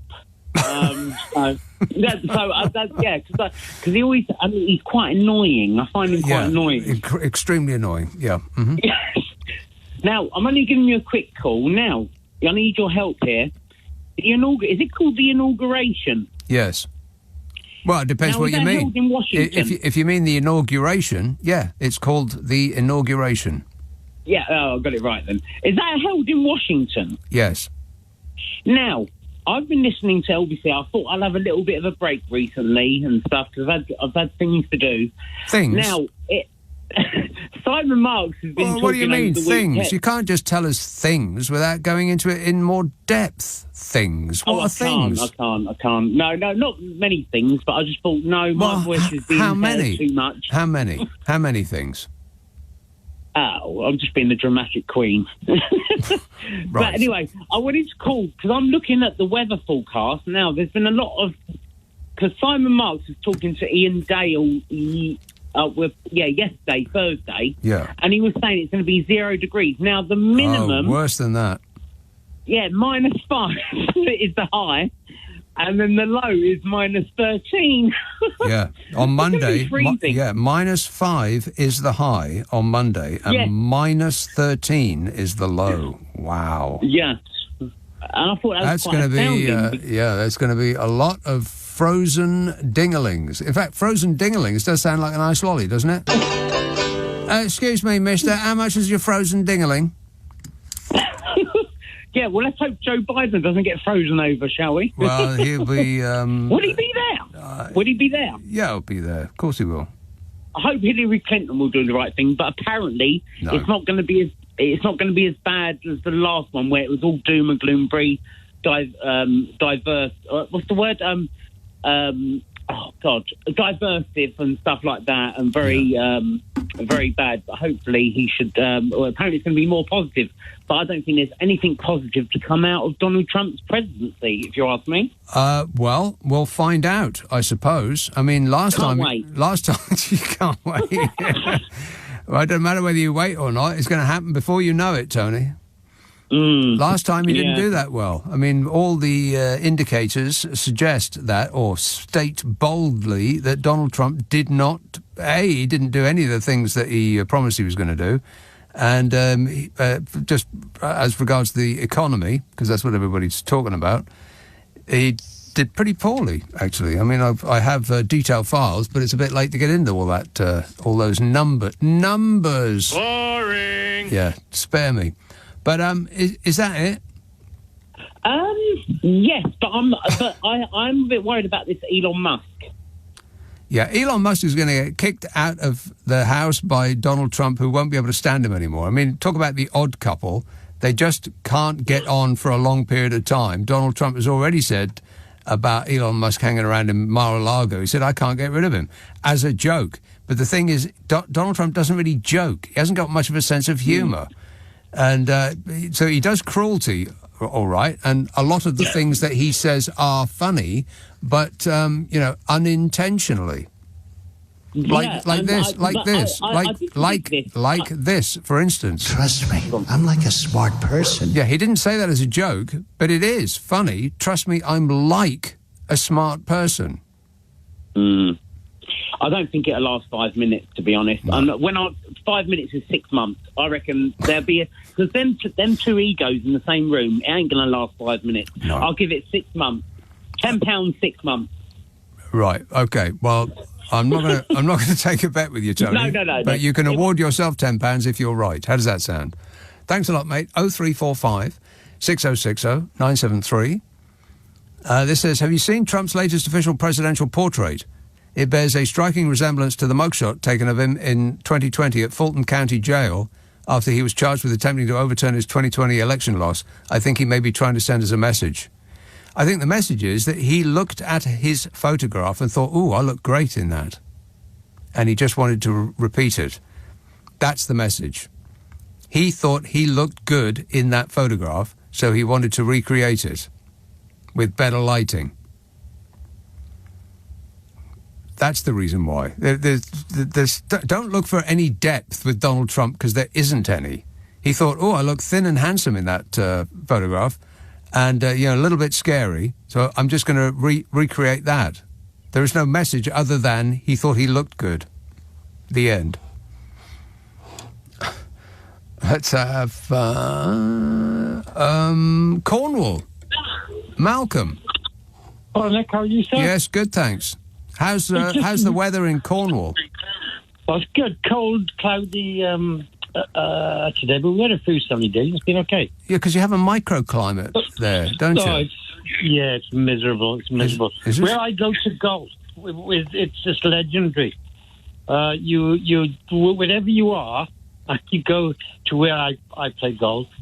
It is bizarre. You'll drive 3 or 4 miles, and suddenly it's like you're in southern Spain.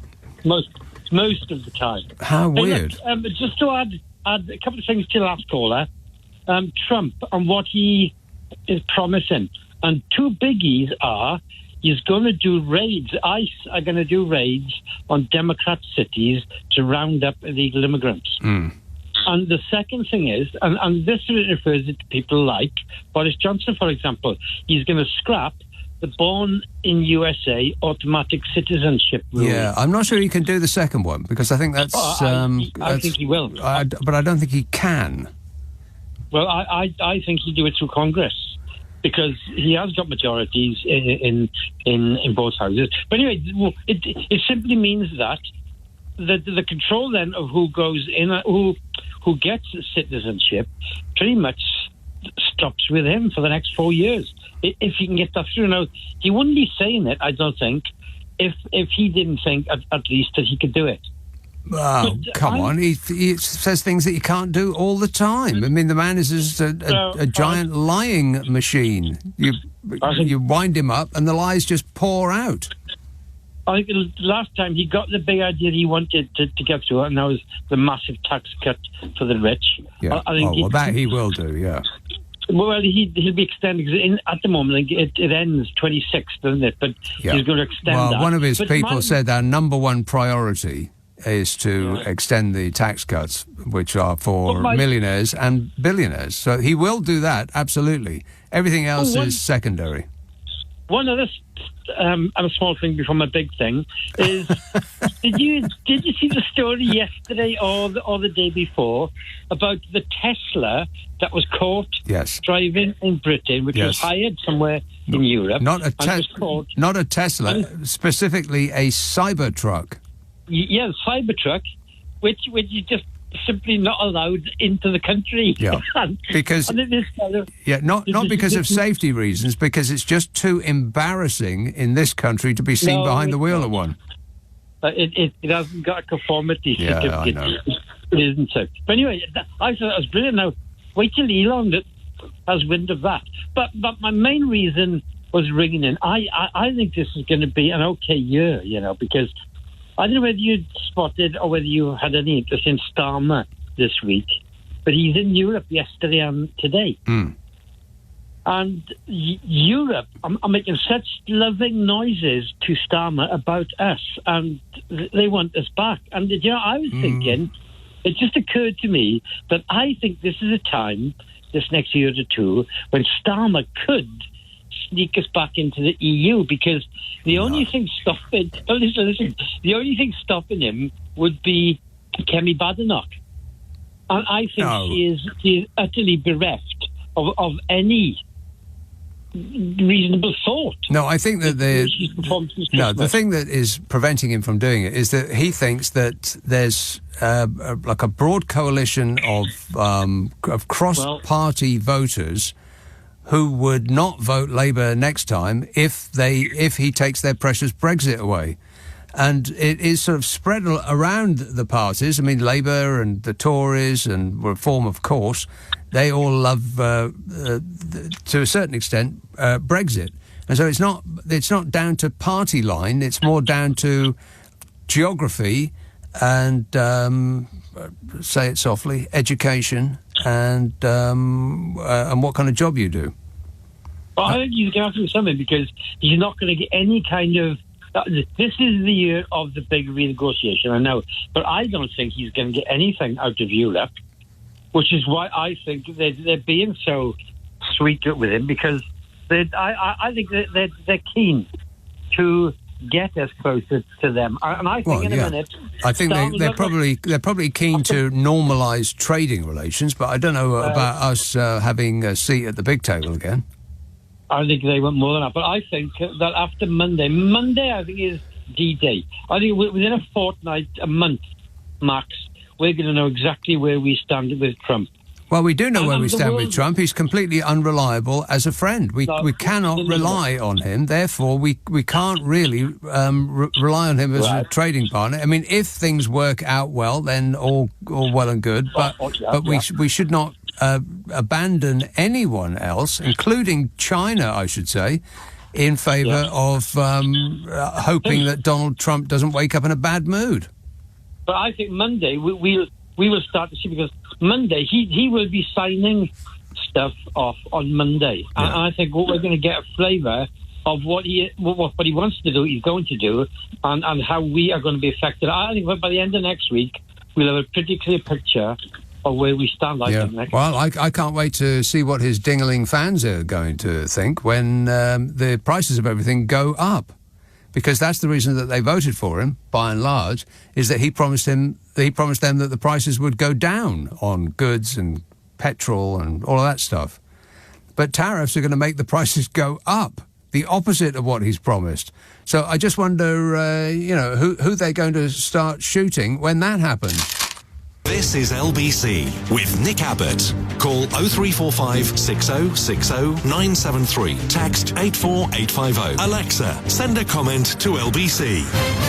Come on, we're running late. We are running late. This is a message from Canada. It says, "Good evening. I'm a first-time listener from Canada, and I must say your sarcasm is absolutely brilliant and on point." Sarcastic? Me? As a Canadian that follows... Shall I read this as written, or shall I try and edit out the mistakes? I'll edit out the mistakes. As a Canadian that follows politics from our neighbours next door, I must say that Mr. Trump is an absolute moron, for the lack of better words. He's talking about adding Canada as the next American state. Good luck dealing with French Canadians. Ha ha, ha ha, ha ha.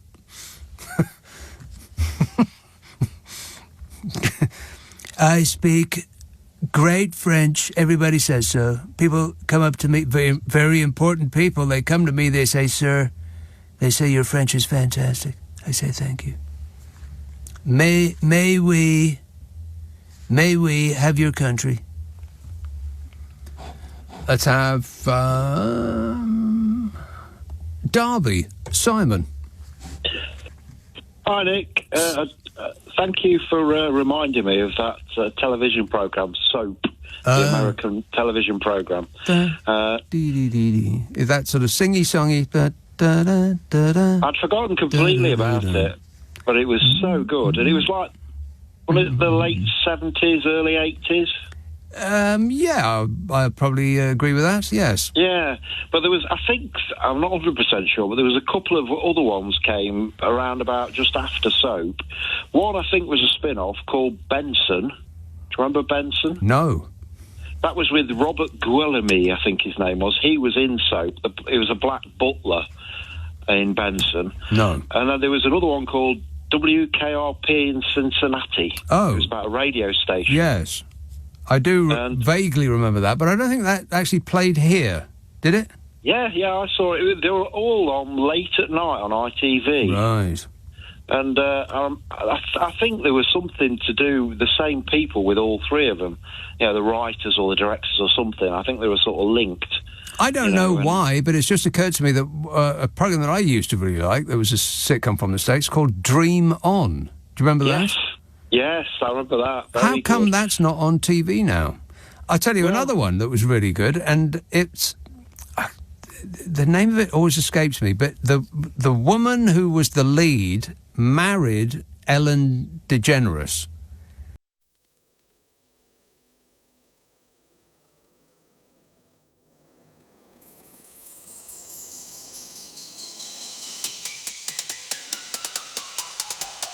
Through the currents of time we roam, where fate's whispers guide us home. In victories claimed or paths unknown, destiny's threads weave deep and wide.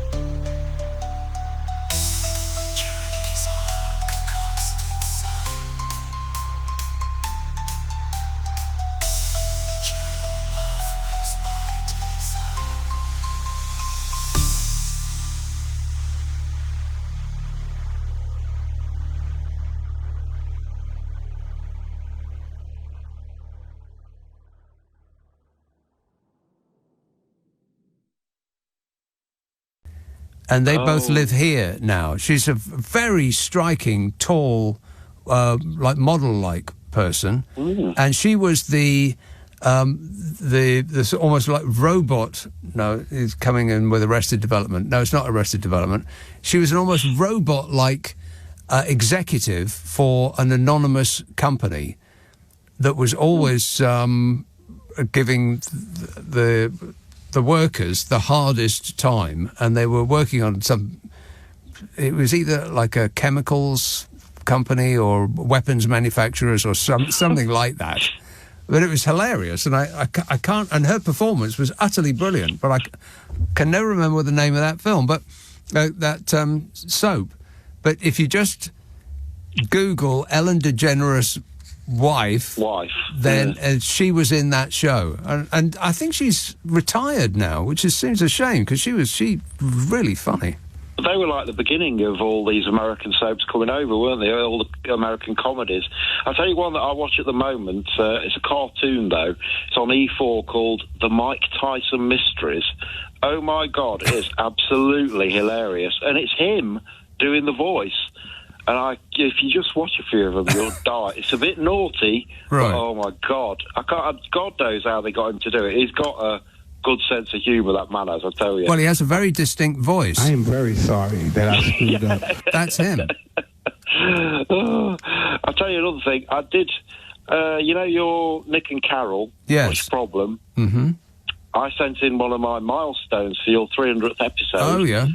And I thought, well, I love your programme. I've heard all 300, right? I love it. And I thought, I've got a good chance here because there's probably 20 or 30 of us. Probably, I might get in. And then I didn't, but I wasn't that surprised. Well, what was your milestone? Tell us. There's more. Go on.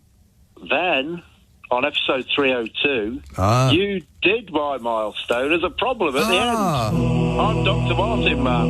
Oh, you missed a DM, right. Yes, and you guessed rightly, I do have a pair of DMs for the house.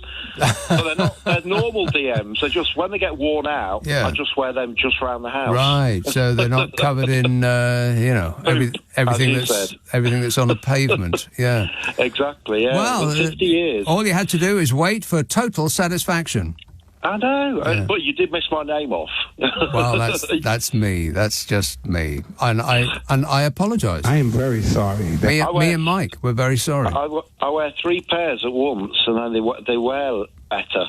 At once? They don't wear out so quick. Yeah, not all. I haven't got 6 legs, but I wear them in rotation, so they don't wear out so quick. I get it. Right. You and I'm not sure that's a very good idea because you'll just. After a while, you'll only have old shoes. Oh no! When I go and buy Doc Martens, I go and buy 10 pairs at once. Oh right. So I used to at one point. I had 35 pairs in the house. I think that's an indication of a problem, Simon. No, they only used to last a year for me. For a normal person, they last for 15 years. But I'd wear them out in a year. Then why? Okay, not sure we really want to go into it, but why do you have 35 pairs? I haven't any more. I haven't bought any for ages, but that was they were on offer and they were cheap. Oh, well, so say no more. I bought a job lot. And were they all the same colour? Yeah, black. Right. How did you know which was a pair? Hey? If you got 35 pairs and they're all the same, don't you get the pairs mixed up? Like one left is not necessarily the same pair. No, they all came in separate boxes of pairs. Oh, you kept them in the box? Yeah. Right. I just put them on top of the wardrobe. Right. Okay, I think you maybe want to see somebody about that, Simon. A cobbler, perhaps. Thanks a lot, mate. Glad that you got through in the end. Yeah. And. Yeah. And. Yeah. And. Yeah. And. Yeah. And. Yeah. And. Yeah. And. Yeah. And. Yeah. And. Yeah. And. Yeah. And. Yeah. And. Yeah. And. Yeah. And. Yeah.